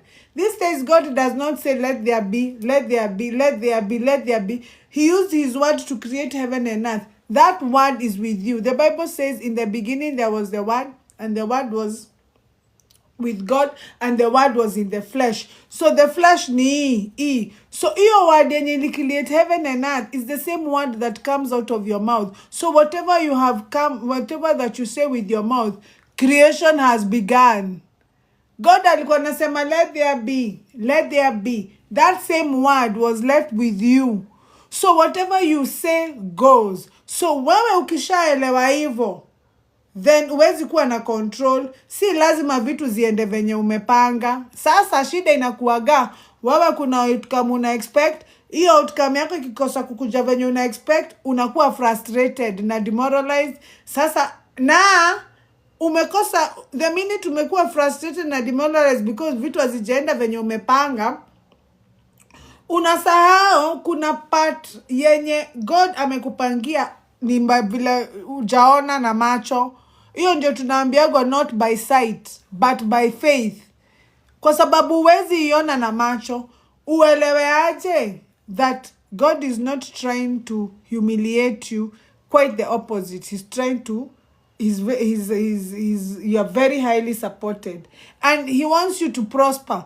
Na sasa kuna vitu zenye God anaona we uoni, huwezi ona na macho zako. So the idea is to trust that it is all coming together for you. The idea is to trust that challenge that looks very bad, it looks very bad right now, is good. Because it's creation. There's something that you need to learn from that challenge. And whatever you need to learn from that challenge has something to do with your blessing ahead. If you don't learn, then you will sabotage your own blessing. You will sabotage yourself there. And God is not setting you up for failure. So if I were you, I would want to learn quickly. I would not be busy feeling sorry for myself. I'll be very busy studying myself like data. Chukua kalamu na karatasi, andika uelewe ni nini hii kitu inajirudiaga hivi. Si ndio? Jiulize, what is the belief that I have that is supporting this kind of behavior? Kwa sababu everything that is happening to you, there has to be a belief that is supporting it first. It is not possible for anything to happen to you against your belief. It is not possible for a Christian to eat pork and feel bad about it. It is not possible. I don't have that belief. I'm a Christian. I don't have that belief. And it is not also possible for a Muslim to eat pork because they have that belief. That is how powerful a belief is. That is, it drives your life. Sasa kuna Muislamu hata waionja nguruwe, hata ana hamu. Na si ati nguruwe kuna kitu ilimfanyia, ni believe aligrow nayo. Faith yake imefika hapo. It's as simple as that. Faith yake imefika hapo. Hawezi pita hapo. Hawezi pita hapo. Hata ufanye aje, hawezi pita hapo. Hata umuombe aje, unless a drop your belief kwanza. Hiyo belief ikitoka, yenye ina support hivyo, ndivyo sasa utapata Muislamu amekula nguruwe. Hiyo belief Mkristo akiipata, then nguruwe si mzuri, basi hata yeye atajoin Muislamu tu. Is as simple as that. So swali ni, kaa chini ujiulize, ile maisha naishi ni belief gani na support hii maisha? Iko. Sasa unfortunately, mimi siwezi kusaidia, watoto wako hawezi kusaidia. That is between you and yourself. Hakuna mtu anaweza kusaidia. That is why me, I don't believe there is a savior coming to save me. Me, I don't believe that somebody is coming, I don't know where, from heaven to save me. I don't believe in that, in all that, because if I don't do it, if I don't remove that belief, if I don't believe something different, hata Messiah akikuja saa hii hawezi kusaidia. Hata Yesu akifufuka kwa msalaba akuje mpaka kwako nyumbani ya knock gate hawezi kusaidia, because you have that belief. Si ndio? Unaona, when you leave it open, you give an opportunity even for expansion. Si ndio? And it's something that you have done before. Hakuna mtu hana your experience hapa. There was a time that you struggled with something, and then just when you released it, you still got the outcome that you wanted, but it came in a very miraculous way. You would not have guessed. You would not have guessed, but it came anyway. It surprised you. It shocked you. It gave you wow. Unaona, si venye nilikuwa nafikiria. That's exactly what I'm talking about. That's exactly what I'm talking about. Elewa hivyo. Then elewa ati kuna kitu inaitwa nothing is permanent. Nothing is permanent. Elewa that everything comes and goes. The sorrows that you have will come and go. Elewa that the challenges that you have will come and go. Ukielewa hivyo inakupatiaga the patience and the calmness kuovercome hiyo challenge. Si ndio? Don't fight, don't resist. Understand that season, it has to go. Nothing is permanent. So unakuwa calm. Si ndio? Exactly. Tumekuwa na 11:11. That's nice. Si ndio? Elewa. Stay calm. The more calmer you are, the quicker the storm passes. Niliwambia, when the storm comes in our lives, apply your analogy a storm. When there's a real storm, you keep quiet and you let the storm to pass. Excuse me. Mpaka kuku. Akunanga sound hata ya bird. Mpaka hata kukinyesha. Nani amewai notice zenye mvua imewacha kunyesha immediately? There's pin drop silence. As if there's a cleansing ime happen. Yani, as if kuna kienergy kimetupitia tu kimewacha kama kime cleanse. And the air is usually so fresh and the birds are quiet. Everything is quiet. That's what I'm talking about. Ukielewa everything, that whatever is very strong. Challenges are strong. They have not here to destroy you. They are not here to punish you. You didn't do anything wrong. It's part of a human experience. And it has to pass. It will pass. Nothing is permanent. Elewa tu hivyo. Elewa tu hivyo. Itapita tu. Itapita tu. Lazima ipite.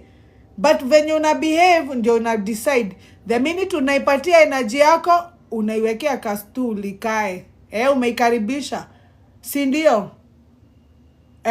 Umetandikia shetani kitanda mahali atakuwa analala. Umemwelcome. Umempea mpaka bedroom yake. Every time you think about your problem and work with the worst case scenario and think that it is happening to you, unajidoubt, unajigandamiza, unaanza kuneona wewe ndio you don't get anything right, you are an idiot, ni kama huwezi chora kama watu wengine.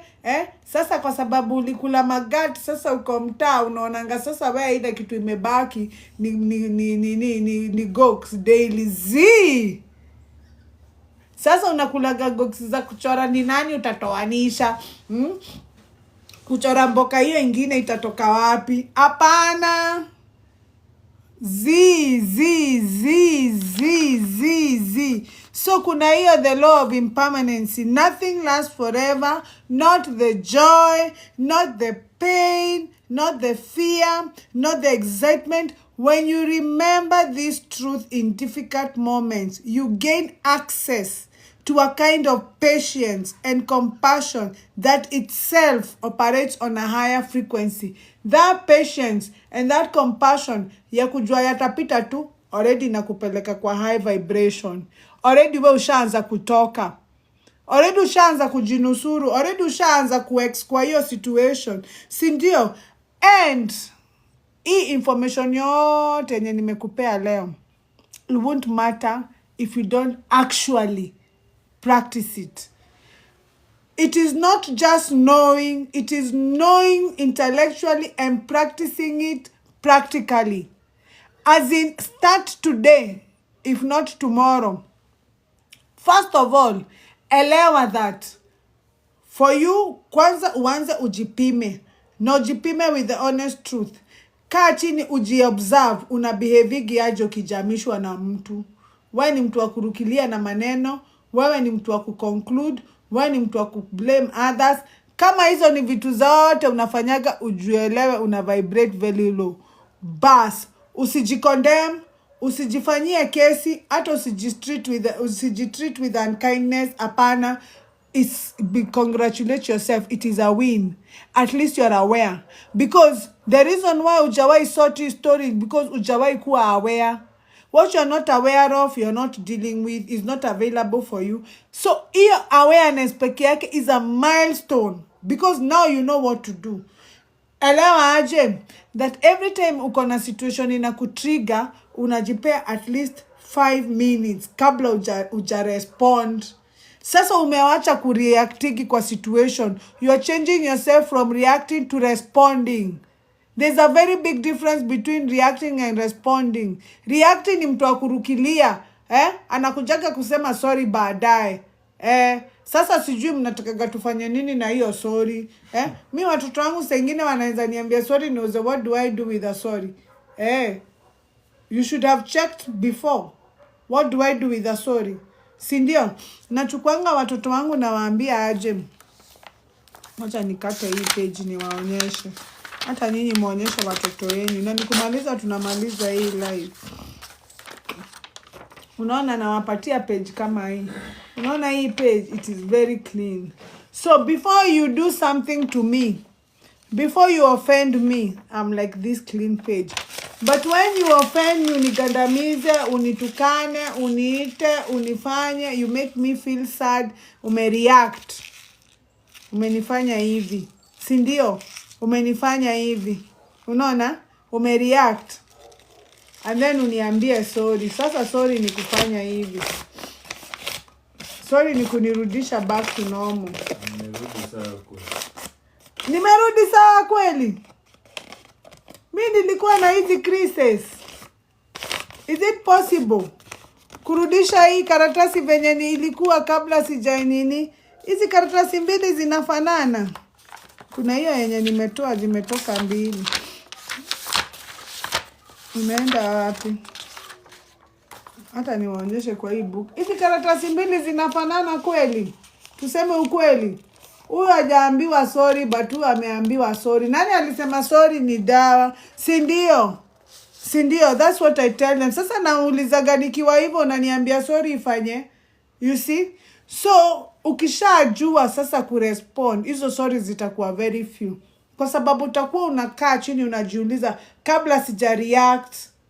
Huyu mtu ametoka wapi? Huyu mtu ni nini memtriga kubehave hivyo? Why me? Kwa nini mimi ndiye ameambia hivyo? Unaona? Wacha kukaa chini kukimbilia akili ya kufikiria umedharauliwa sijui umefanywa nini. Hapana. Most of the time wewe ndio unakuwa umejidharau kwanza. Kuna venye umebehave unconsciously, akareact, ukakuwa conscious akireact, sasa umeshika pande ile hujashika pande hii. Lakini ukikaa mtu wa kujirudisha karivas kidogo utakuja kuelewaga saa zenye you need to give an apology and saa zenye is not your fault. Sindio? So, yeah. Sindio? Unajua. Sasa umeanza kuprotect. Already the ability to do that already puts you on a very high frequency. So when you're on a very high frequency, it means nothing, hakuna kitu inaweza kurudisha down. Hakuna kitu inaweza kurudisha chini. Hakuna ngori wezi survive. Si kumaanisha ati ngori zimekuondokea ati sasa ni soft life yenye mnatakaga. Why would you even want a soft life throughout? To challenges tunakuchanuaga. Failure ni poa kwa sababu failure ndio inakutichigi vitu mingi. Angalia vitu mingi zenye unajua. Vitu venye unajua sana ni zenye ulifail kwanza. Kwa sababu failure ilikuchanua ikakuonyesha hapa paendagi hivi. Uka understand vizuri the whole situation. So hukuifanya kimalamala the second time because you failed the first time. So failure is a very good thing. Si ndio? Inakuchanua. So wewe utai-embrace.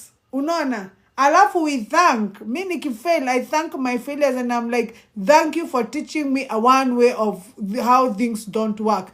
Hata kama ni nini, nimejua one way that doesn't work. Mi sikai kama mtu hajui one way that doesn't work. Sikai kama mtu anafikiria always work. Atufanani, me I know one way that doesn't work. Sindio? Sindio? Sindio? Sindio?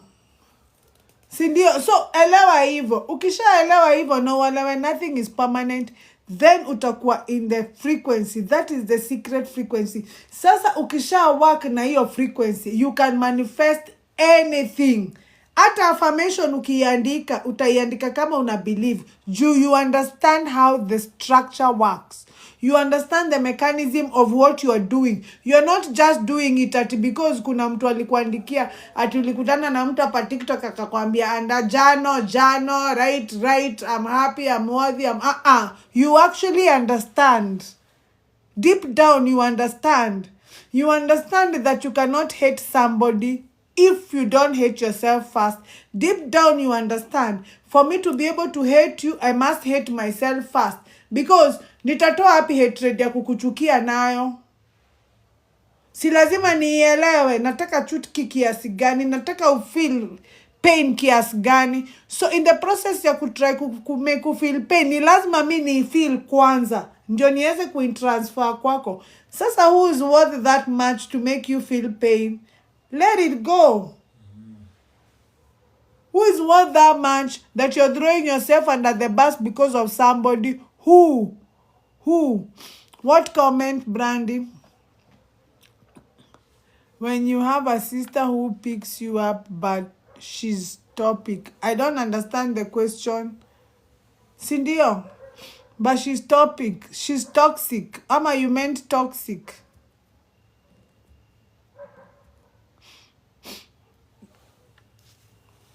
What did you mean? What do you mean she's toxic? Unaona, the fact that you're noticing that her being toxic, it means you're also toxic. Sindio? Kwa sababu number one, kwanza tuelewane kitu moja, niliwaambia, the minute umekuwa an observer in your life, you gain a lot of power. Number one, the minute umemsham judge as toxic, ni kumaanisha you have an opinion of how you expect her to behave that is non-toxic. So you have already judged her. And you're not supposed to be judging her. Because even if you're brought up by the same mother and the same father and the same environment, you don't gain the same perception in life. The way you perceive things is not the way your siblings perceive things. You grew up in the same environment, but all of you picked up different perceptions. So the fact that we are siblings doesn't mean we can think the same. Even twins don't think the same and they share DNA. But they don't think the same. Sindio? They don't think the same. So the fact that wewe umesham judge as toxic, ni kumaanisha you already have a preference of what is toxic and what is not toxic. Who made you the judge? That is where you're going wrong. Because the idea is for you to understand that she can only talk about you based on how she perceives you, based on the lens that she's using to see you. Those are her lenses. They are not yours. Based on how she has been taught, she has taught herself to think. Based on the people she met in her life and what she believed to be true. Unaona? So, kama yeye anaona behave toxic, yeah, anaona ako sawa. Why are you not respecting her opinion? What are you fighting about? Because opinions are not facts. Even if she's saying something bad about you, is it a fact? Then why are you behaving like you're guilty? when somebody is just giving an opinion. Sasa, whose opinion will you follow? Because everybody has a different opinion about you. You exist differently in different people's minds. How you exist, the version you exist in your sister's mind is not the version you exist in your friend's mind. It's not the version you exist in your neighbor's mind. So, whose opinion will you follow? The only opinion that is supposed to matter is yours about you. How do you feel about yourself? How do you think about yourself? Period. That is the only thought that matters. How do you think about yourself? Where do you see yourself? Are you successful? Are you vibrating low? Are you vibrating high? Are you a good person? Are you kind? That is what should matter. Other people's thoughts are none of your business. They are their thoughts. And they can only think about you based on how they see you, not who you are. The other day niliwauliza aje kwa live zangu, isn't it terrifying to know for a fact that nobody can actually see you? Nobody will ever get to see you for who you are. Isn't it terrifying to know that you are alone in this world? You are actually alone. Hakuna mtu atawaikuja kukujua who you are for real. So trying to explain to other people is a waste of time. You know why? Because even me, I can only see you based on my background, based on how I have been taught to perceive people, based on how I have been taught to judge people, based on what I have been taught to look out for in a person. So I can only see you through my own filter. And I have to use that filter to look at you because I don't know any other way. If you don't teach a child something, they will never know. So I only know what I know, what I was taught, what my environment taught me. Unaona? That is the only way I can be able to see you. Siwezi kuona vingine. So you can imagine even your mother will never see you. They will never see you. They can only see you based on their own perception. But that's not you. That's not you. How you see me is based on how you think I am. Most people think I'm nice. Some people think I'm not nice. Some people think I'm pretty. People think I'm not pretty. All those opinions are allowed and welcomed. Yes, because I understand you can only give an opinion based on the perception you have about me.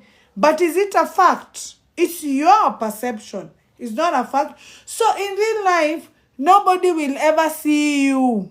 Stop trying to explain to people who you are. They will never see you. They can only see what they are taught to see about you. Period. Sindio. They can only see you based on their own lens of life. And we all have different lenses. That is why people can experience the same experience. They can go through the same thing together. But both of them go home with two different opinions. But the incident is the same. Why? Because we are not designed to think the same. Everybody has been designed to think in their own capacity. I cannot go beyond my capacity. I cannot even be able to know your capacity. I can only be able to know mine. Sasa unakutoka kuna watu wengi sana uongeleshangi ati kwa sababu hawaku understand thoughts zako. Wange understand aje. Wangejuaje wanakukosea. Sasa unapata kuna watu wengi sana uongeleshangi ndio umewanyamazia bure. Ati jua hawaku ku-understand. Wange ku-understand aje. Because for that to be possible, it requires them to get out of their thoughts, enter in your brain, adapt your thoughts, agree with them, and then behave the way you want. That is not possible. That is not possible. Sasa, unapata ulifuria mtu, sindio? ulifuria mtu na mtu hakukuelewa na unafikiria najifanyanga hakukuelewa, lakini in real sense hata yeye mwenyewe hajuangi ulimnyamazia juu ya nini. Unapataka kuna mtu alikunyamazia mpaka leo hii hujawahi jua alikunyamazia juu ya nini. Ukutana na best yake ndio namuuliza nani alikwambia nilimfanyia nini na mimi sikujua nikimkosea. Hata wewe ujui kwa sababu alifikiria uko na ability ya kuingia kwa thoughts zake, uone venye anaona, ufanye venye anaona ndio usimkose. It's not possible. It's not possible. So mimi nakwaga nime welcome all opinions. Nikijuaga ni venye unaniona, ni maoni yako. Ni maoni yako, kuna tofauti ya maoni yako na ukweli yenye mimi ninajua yangu. So mimi nikijua ukweli yangu haitawahi kujulikana na mtu. I don't bother explaining myself to people. I don't bother trying to confirm. I don't even bother to pretend. That is why I have a problem with people who have to wear a mask. Ati wewe kuna venye una behaving job, kuna venye watu wanakujua job. Haya, hiyo ni version moja. Kuna venye bwana wako anakujua version nyingine. Kuna venye watoto wako. Hizo masks, they consume a lot of energy because all the time you have to remind yourself, sasa niko job, unaweka gear. Kabla hujaingia kwa ofisi, una make sure umeweka gear. Sasa kuna venye unatembea na venye umeka sura ya kazi. Sasa kama ni kwenda ma-cocktails, unaweka gear cocktails, unajiwachilia jioni. I think those masks, they cost you a lot of energy. It takes a lot of energy to wear a mask. Kwa sababu, who are you wearing a mask for? They will never see you. Hata hiyo mask watainterpret kulingana na venye wanaona hiyo mask, si venye umeivaa. That is why you find everybody has something to say about you. Yeah. Sindio. How is their perception of harming you? You still don't understand my point. How is their perception harming you? It's their perception. Una understand? It's based on their background. If they have been taught, if their background taught them to survive, most of the time, unapata maybe mtu alitoka in so much poverty, you had to fight for everything, even food, for survival. Unapata sasa the only way huyu mtu alisurvive is by bringing other people down so that they can go up and survive. So some people believe the only way you can succeed is by bringing somebody down so that you can go up. Some people believe that because their environment taught them that. Sasa amekuja kwa adulthood na the same attitude that they have to bring you down. They believe by bringing you down is when they come out. Sasa mtu kama huyo unaweza mfanyia kesi gani? Unaweza kubaliaje mtu kama huyo akuham? Unamuelewa. Unamuelewa asubuhi mapema sana, unajua kama hivyo ndivyo alisurvive. God ndiye, usifanye kazi ya Mungu. Kazi ya Mungu ndiye, God is the only one who can change a heart, not you. So, allowing this person, their words to harm you is giving them authority over you, and they are just exercising their right of an opinion. It's not worth it. It's not worth it.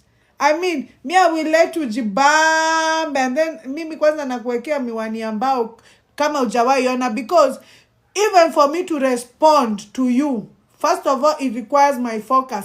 Kwanza ni focus na wewe. The minute nimefocus na wewe, energy yangu ishaanza kuflow kwako.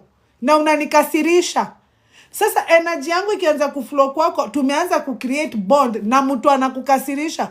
Ndio unaonanga watu wanakukasirisha hawaishangi. Ukienda kazini kuna mtu kukasirisha. Ukienda kwa mabeste kuna mtu kukasirisha. Ukienda kwa family kuna mtu kukasirisha. Hawakosangi.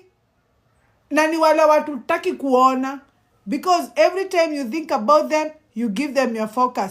Focus, your awareness follows your focus. And your focus, your energy follows focus. Me, I'm not giving focus somebody I don't need in my life. Somebody I don't need an encounter with. No, I will ignore you. Because I will understand it's your opinion. And I don't want my energy to fit such a structure. I don't want to encounter another you tomorrow. So I will understand you and treat you with a lot of love. That is the only way you cannot enter in that frequency. Kwa sababu, the minute umebehave kama yeye, sasa amekuingiza kwa hiyo frequency, you are the same, you are feeling the same. Hell no. Na wewe una deal na childhood trauma zako alafu niletee, haiwezi. Itakuwa hard. Si ndio? That's all you need to know. Si ndio? Si ndio? You understand, it's a game of energy, baby. Ukiunderstand hivyo ni hivyo, si story ya opinion na venye na wants na needs. Those ones, they are excuses. It's energy. What energy are you sending out? And understand, as human beings have the power to give you or take away your energy without your consent. We do that all the time. Ujawai notice kuna ka crowd unaweza join and then wako na ka slogan fulani and then unajipata pia we unasemanga hivyo. Si ndio? Ama kuna ka cheko fulani wanacheka alafu unajipata pia we unacheka hivyo. You have new friends wanacheka funny, unaanza kucheka hivyo na huko unacheka hivyo na huko consent. Hakuna mahali ulisaini ukasema sasa nitawachaga kucheka venye mimi ucheka, nitakuwa nikicheka kama hawa watu. Huko consent. So it means they gave you their energy without your consent. Si ndio? Si ndio? And that is why mothers are like gods, because unakumbuka huyo best yako mwenye mlienda na yeye lunch kwenye siku moja after shule, mamako akakwambia sitaki kukuona na huyo rafiki. Huyo si rafiki yako na amjui. It's because they can read energy. Si ndio? Si ndio? Alpha umechelewa sana. So nataka tumalize hii live 11:11. I hope nimewasaidia. Ama kuna mtu anataka kuuliza? Si ndio? You are the prize, baby. There is no any other goal. The goal is you. The job is you. Your only job here on earth is you. You. When you take care of you, the rest of the things flow. Si ndio? Si ndio? Si ndio? So elewa hivyo. Nitaweka hii live kwa YouTube. Kama hukuona tutafanya hii, tutarudia tena. But just understand what I have told you. Number one is, first of all, to understand that manifestations, they won't work if you don't have the right frequency inside you. And the right frequency can only be measured by how you behave, how you react to things. How do you behave when you get a challenge? Do you panic? Do you cry? Do you stress?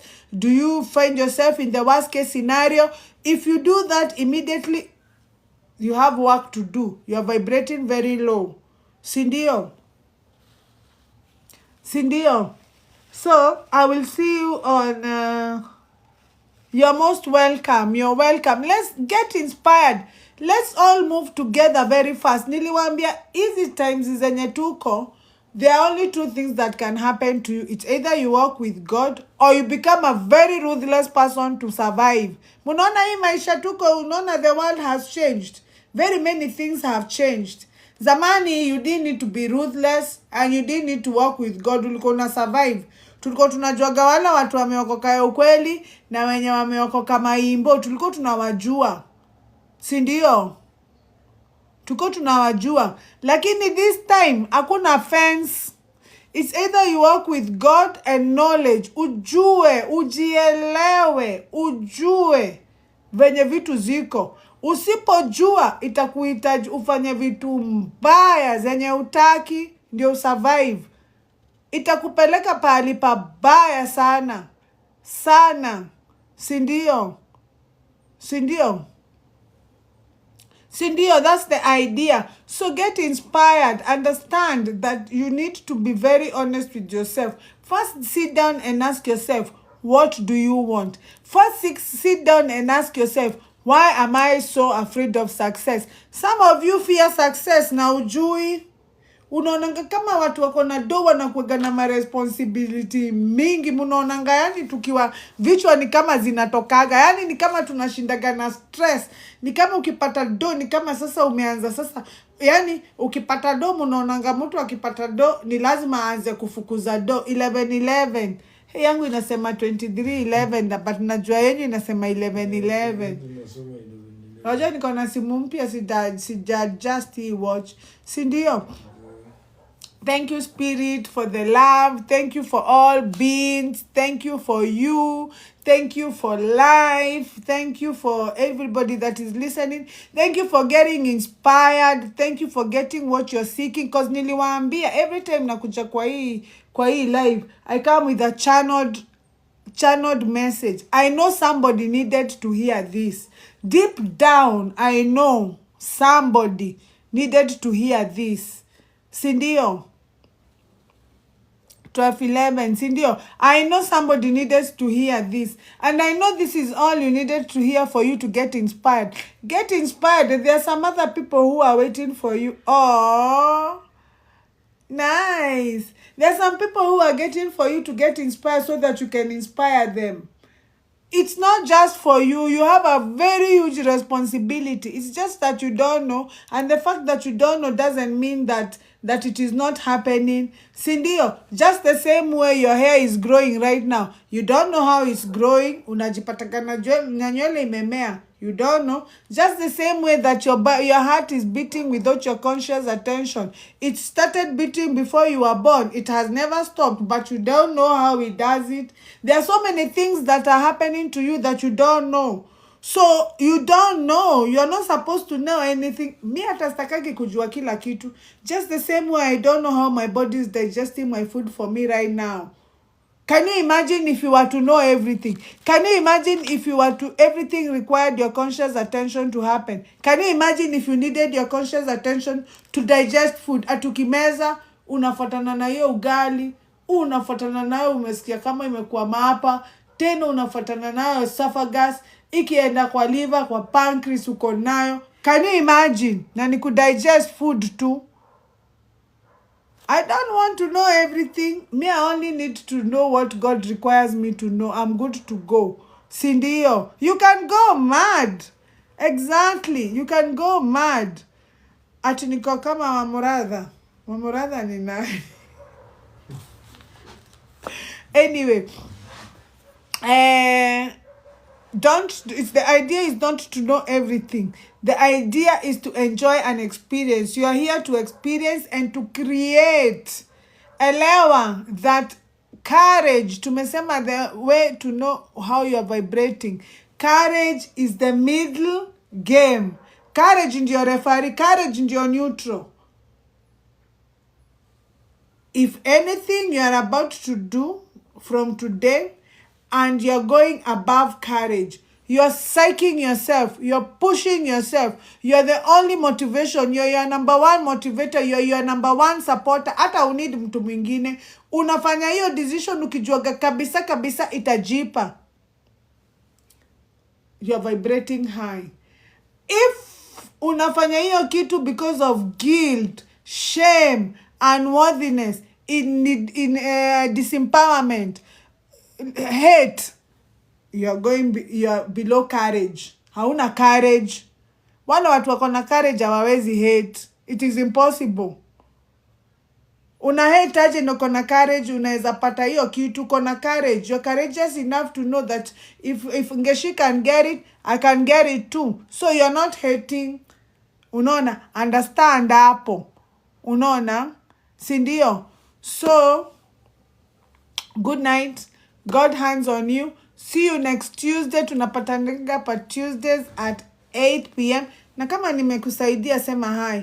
Rudini kwa simu kidogo. Najua mlikuwa mnaoga, mkipiga nguo pasi za mboka kesho. Najua mmechoka. Wengine wanakaa kwa cushion. Wengine wamekaa kwa cushion. Niambieni at least hi ndio tuseme the grace, sindio? Na kama nimekusaidia useme hi. Sindio? Sindio? Sunaona wewe ndio umejinini na usijishikanishe na hiyo mashida uko nayo. Observe but don't absorb. Sindio? Sindio? At least leo Tuesdays nalalanga, yani Tuesdays mpaka na fastigi by force. Juu sipatangi time ya kukula sapa. Niende nisemee watoto wangu the grace na niwaashie udi. Sindio?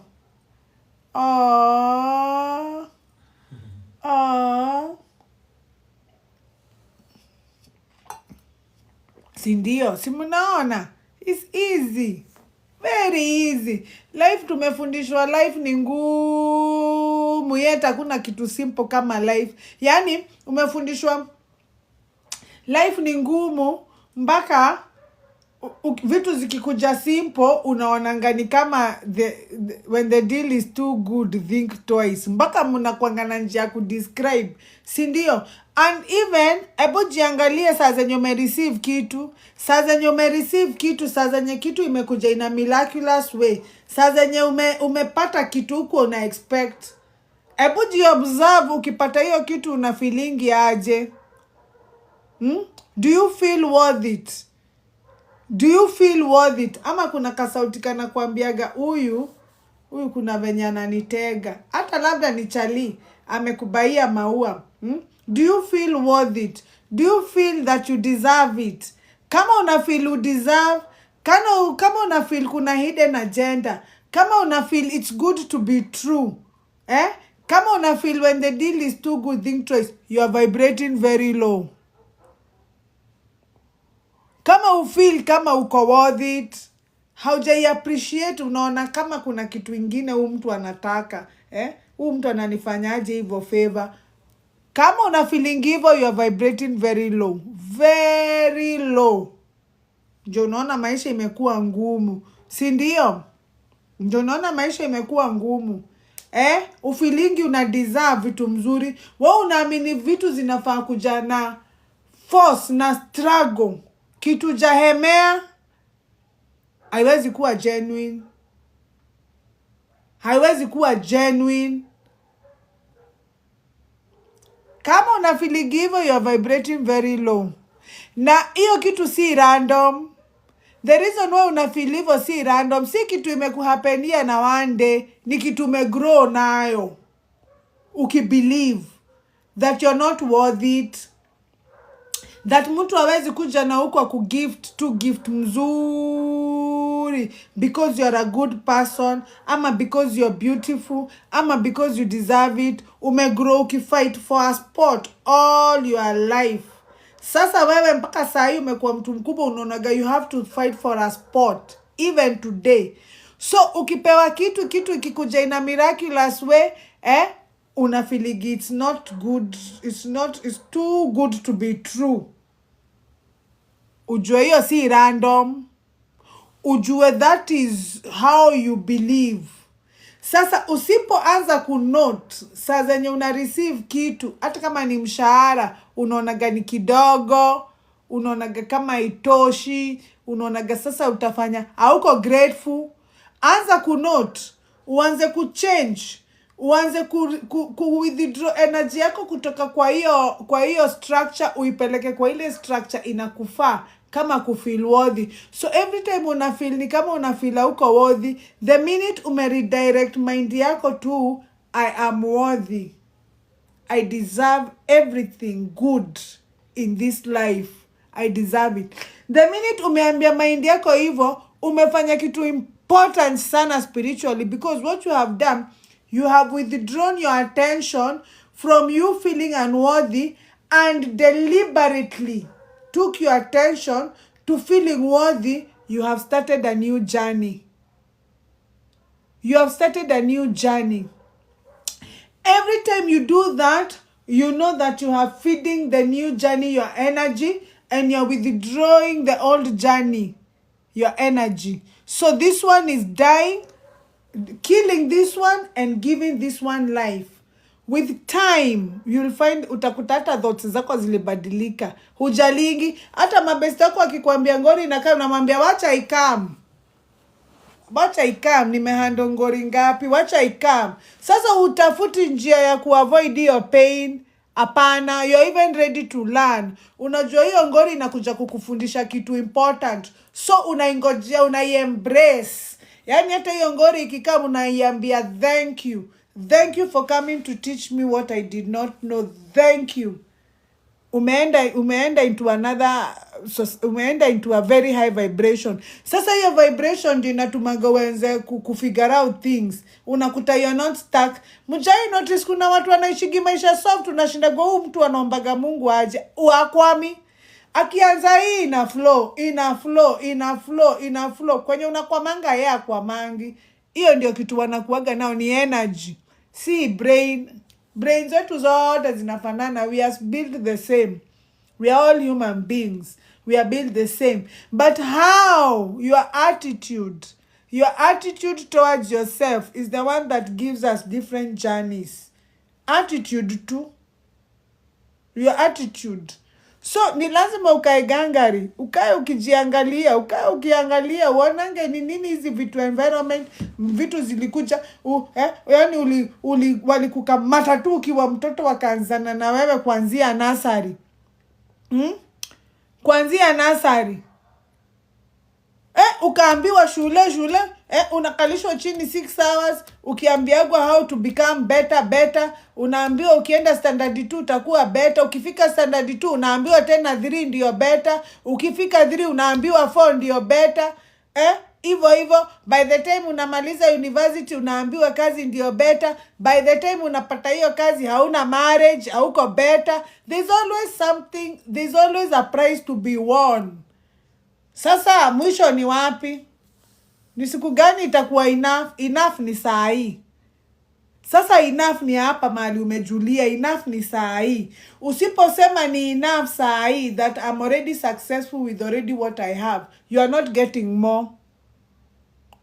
Hiyo ilikuwa njaro ya kutuweka. Unaona kama venye unaweza weka mfupa, ufungilie mfupa ya nyama hivi na kauzi, dogi kikaribia unasonga. Sasa dogi inazungukaga tu lakini mfupa inasonga, dogi kisimama inasimama. Mfupa hivyo ndivyo success tulifanywa. Inakuanga tu hapa. Every time unaambiwa one more step to success, ukisonga hiyo one step inasonga another step. Every time unaambiwa one step to success, ukisonga hiyo step inasonga ingine. Sasa usipomaliza haka game kaishangi, kako design kukumake kukae stuck. Because when you're stuck, you're easily controlled. When you're stuck, you obey. You are a better worker. You are more obedient. You follow more rules. It's easy for you to follow rules when you're stuck. Sindio, 23:23. Good night. May the grace of our Lord Jesus Christ and the love of God and the fellowship of the Holy Spirit be with us now and forevermore. Amen. See you on Tuesday. Sindio? Nyinyi ni wetu siku zombo. Nyinyi ni wetu siku zombo. Amen. See you on. Najua mtakagi nitoke hapa ndio tuchape stories za japa, lakini leo wacha tu nini. Wazi nimepata gift. Bye. Wacha niwaache mlale. We'll see you on Tuesday. Remember we are planning a seminar.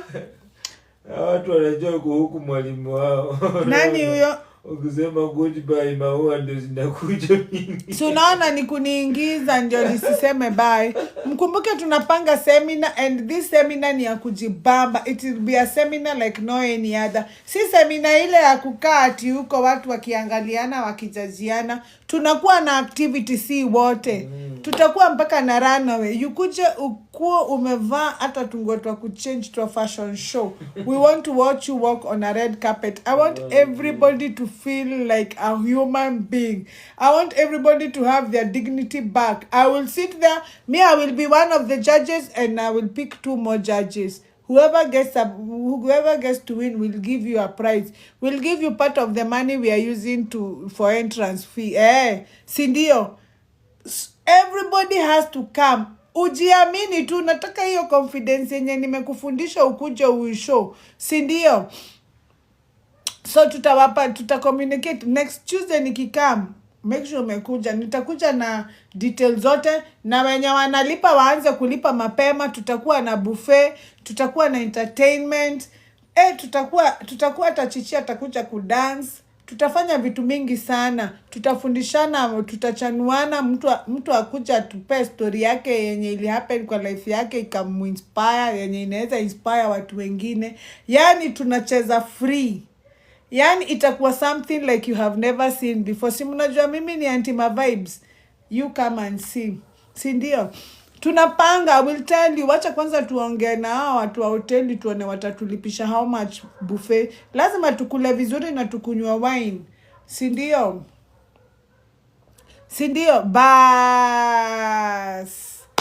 Ni hivyo. End of story. Sasa tusha decide. So make sure umeanza kupanga kagaon January with style. Si ndio? Kutakuwa na champagne pia. Na kama wewe uko in a position ya kusponsor watu 2 3 hapa, juu ninajua kuna wengine wenyu mnaniangalia hapa mko na do. Sponsor somebody. Let's make this one a hype. At least uniambie Ngeshi nitasponsor watu 2. Muniambie tuifanye rafo hapa hivi kwa nini? Kwa hii live. Si ndio? Si ndio? Yes, tuifanye rafo kwa sababu I'm sure there's some other people who will want to attend here but they don't have the means. So if you have a chance to put somebody a smile on someone's face, why not? Si ndio? Si ndio?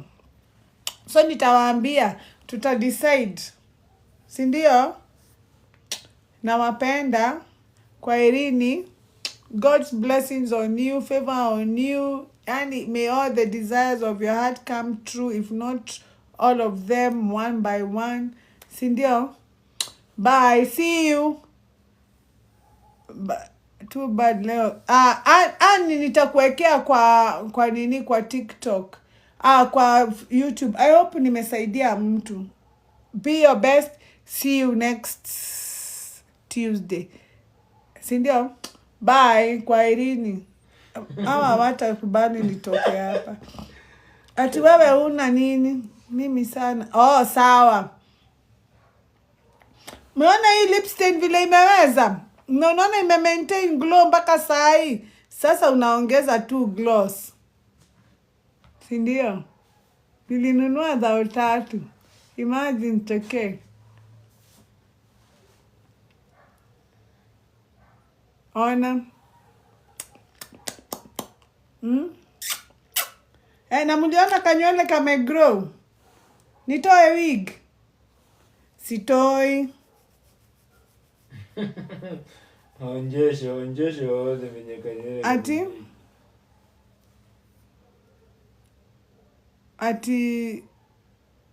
Ati nimekuwa nikiangalia hata ukitake chai haitoki. Si ndio?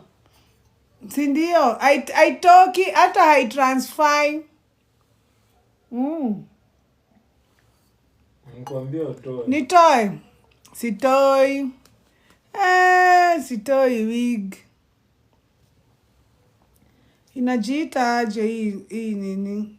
W Beauty. Ebu Google W Beauty. Inakuja mpaka na kapoch kazuri. Sasa inakuja stain. Unaona hii stain. Inajiandika vizuri. Stain na gloss. Zinakuja 2 hivyo. So unapaka stain. Nilinunua Woolworths. Hii ni stain. Na hii ni stain ya ukweli, ngojeni muone ni kama maji. Ona. Ni stain ya ukweli. Unaona? Hii glasi ya kopa iko na jug. Nilinunua huko 5th Element. Huko 5th Element huko Sarit.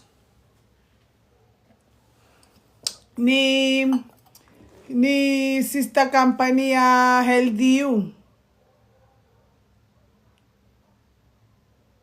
Oh, watafunga.